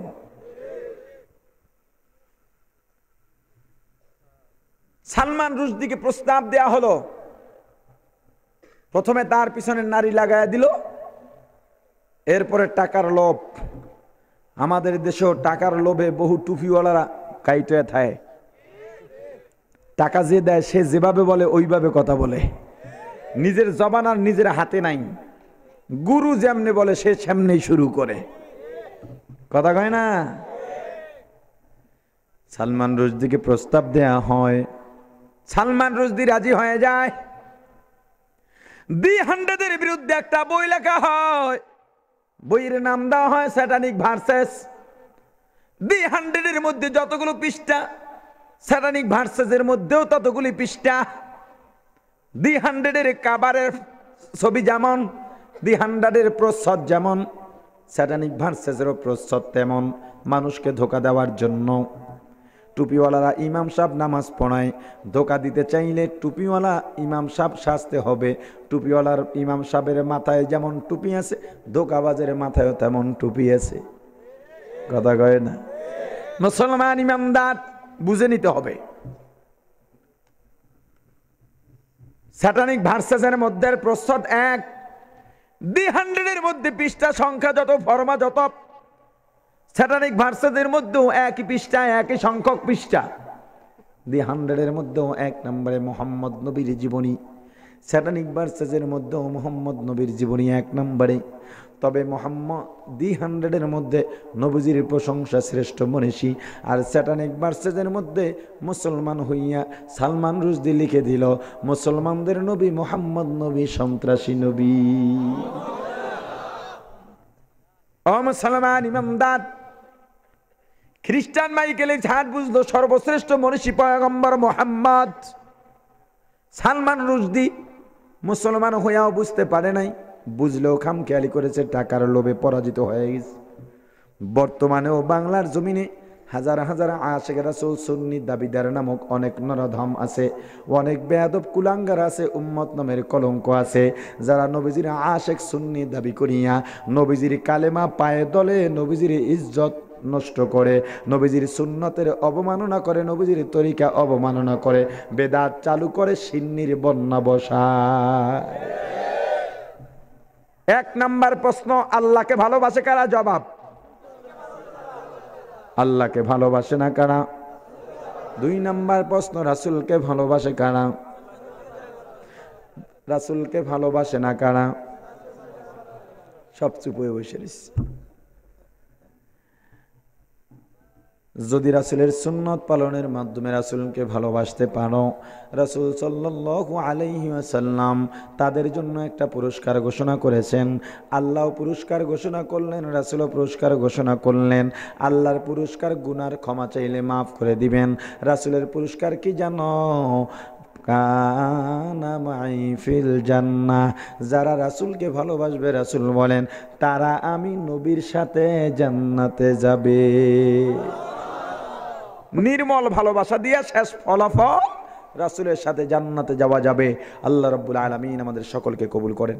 সুবহানাল্লাহি ওয়া বিহামদিহি, সুবহানাকাল্লাহুম্মা ওয়া বিহামদিকা, আশহাদু আল্লা ইলাহা ইল্লা আনতা, আস্তাগফিরুকা ওয়া আতুবু ইলাইক। আল্লাহুম্মা আনতাস সালাম। ربنا ظلمنا أنفسنا وإن لم تغفر لنا وترحمنا لنكونن من الخاسرين. ربنا آتنا في الدنيا حسنة وفي الآخرة حسنة وقنا عذاب النار. رب ارحمهما كما ربياني صغيرا. رب ارحمهما كما ربياني صغيرا. আয় আল্লাহ, মাহফিলকে কবুল করেন। মাহফিলের আয়োজন যারা করলেন, দান সদকা করলেন, সাহায্য সহযোগিতা করলেন, সহানুভূতি দেখাইলেন, বুদ্ধি মেধা পরিশ্রম দিয়ে মাহফিলকে সার্থক করলেন, সবাইকে মাফ করে দেন। আয় আল্লাহ, যারা উপস্থিত হয়ে মাহফিলের সৌন্দর্যতা বাড়াইলেন, শুরু থেকে শেষ পর্যন্ত বয়ান করে দিক নির্দেশনা দিলেন, আল্লাহ সবাইকে মাফ করে দেন, কবুল করে লন। আয় আল্লাহ রব্বুল আলামিন, আমরা যারা হাত উঠাইলাম প্রত্যেকের মনের নেকাজা পূরণ করে দেন, প্রত্যেকের ঘরে খাস রহমত বর্ষিত করে দেন, মা বোনের মনের নেকাজা পূরণ করেন, সংসারে শান্তি দেন, নেক সন্তান দান করেন, চুরি ডাকাতি দুশ্মনের দুশ্মনী, জালেমের জুলুম, হিংসা মুনাফিকের নেফাকির থেকে হেফাজত করেন। যারা অসুস্থ আছে পূর্ণ সুস্থতা দিয়ে দেন। আয় আল্লাহ, যাদের বিবাহ হয় না, সন্তান হয় না, বিবাহ সন্তানের ফয়সালা করে দেন। আয় আল্লাহ, যারা অভাবী আছে, ঋণগ্রস্ত আছে, অভাব ঋণ পরিশোধ করার তৌফিক দিয়ে দেন। আয় আল্লাহ, যারা পরীক্ষার্থী আছে, পরীক্ষায় উত্তীর্ণ হওয়ার তৌফিক দেয়া দেন। আয় আল্লাহ, যারা প্রবাসী ভাই আছে, আজকের মাহফিলেও প্রবাসী অনেক ভাই সহযোগিতা করেছেন। আয় আল্লাহ, প্রবাসী ভাইদেরকে হেফাজত করেন, বিপদ মুক্ত রাখেন। আয় আল্লাহ রব্বুল আলামিন, যাবতীয় বালা মুসিবত থেকে তাদেরকে হেফাজত করেন। আল্লাহ, দোকানদার, ব্যবসায়ী, কর্মজীবী, জেলে মজদুর, কৃষক, শ্রমিক, যে যেখানে কাজ করে কাজে বরকত দেন, হালাল রুজি কামাই করার তৌফিক দিয়া দেন। আমাদের দোয়ার কবর নবীজির রওজা মোবারকে পৌঁছায়া দেন। বাবা আদম থেকে আজ পর্যন্ত যত মুমিন মুমিনাত, মুসলিম মুসলিমাত, আমাদের মা বাবা, দাদা দাদি, নানা নানি, শ্বশুর শাশুড়ি, ভাই বন্ধু, পাড়া প্রতিবেশী, মুতাআল্লিকিন, মুহিব্বিন, উস্তাদ শাগিরিদ, পীর মুরিদ, স্বামী স্ত্রী, মা সন্তান, বাবা সন্তান অন্ধকার কবরে চলে গেল, আল্লাহ প্রত্যেকের রুহের উপরে সওয়াব পৌঁছায়া দেন। আমরা যারা বেঁচে আছি, নেক হায়াত দারাজ করেন, ঈমানকে মজবুত করেন, নির্ভেজাল নেক আমল বেশি বেশি করার তৌফিক দিয়া দেন। খাঁটি মুসলমান না বানাইয়া অন্ধকার কবরে ডাক দিয়েন না। সুবহানা রাব্বিকা রাব্বিল ইজ্জাতি আম্মা ইয়াসিফুন ওয়া সালামুন আলাল মুরসালিন ওয়ালহামদুলিল্লাহি রাব্বিল আলামিন। আসসালামু আলাইকুম ওয়া রাহমাতুল্লাহ। হুজুরের সাথে যারা সাক্ষাৎ করবেন, ডান দিক থেকে দিয়ে এসে বাম দিক। আসসালামু আলাইকুম ওয়া রাহমাতুল্লাহি ওয়া বারাকাতুহু। সম্মানিত মুসলিম ভাই ও বোনেরা, আদর্শ জীবনের পক্ষ থেকে আপনাদেরকে স্বাগত জানাচ্ছি। ভিডিওটি দেখার জন্য আপনাদেরকে আন্তরিক ধন্যবাদ জানাচ্ছি। আশা করি আমার এই ভিডিওটি আপনাদের অনেক ভালো লেগেছে। আমার আরও নতুন নতুন ইসলামিক ওয়াজের ভিডিও দেখতে হলে দয়া করে আমার চ্যানেলটি সাবস্ক্রাইব করুন। সাবস্ক্রাইব করলে অটোমেটিকলি আমার ভিডিও আপনাদের কাছে চলে যাবে। প্লিজ লাইক, কমেন্ট এবং শেয়ার করে আমাকে মতামত জানিয়ে উৎসাহিত করবেন। জাযাকুমুল্লাহ খাইর।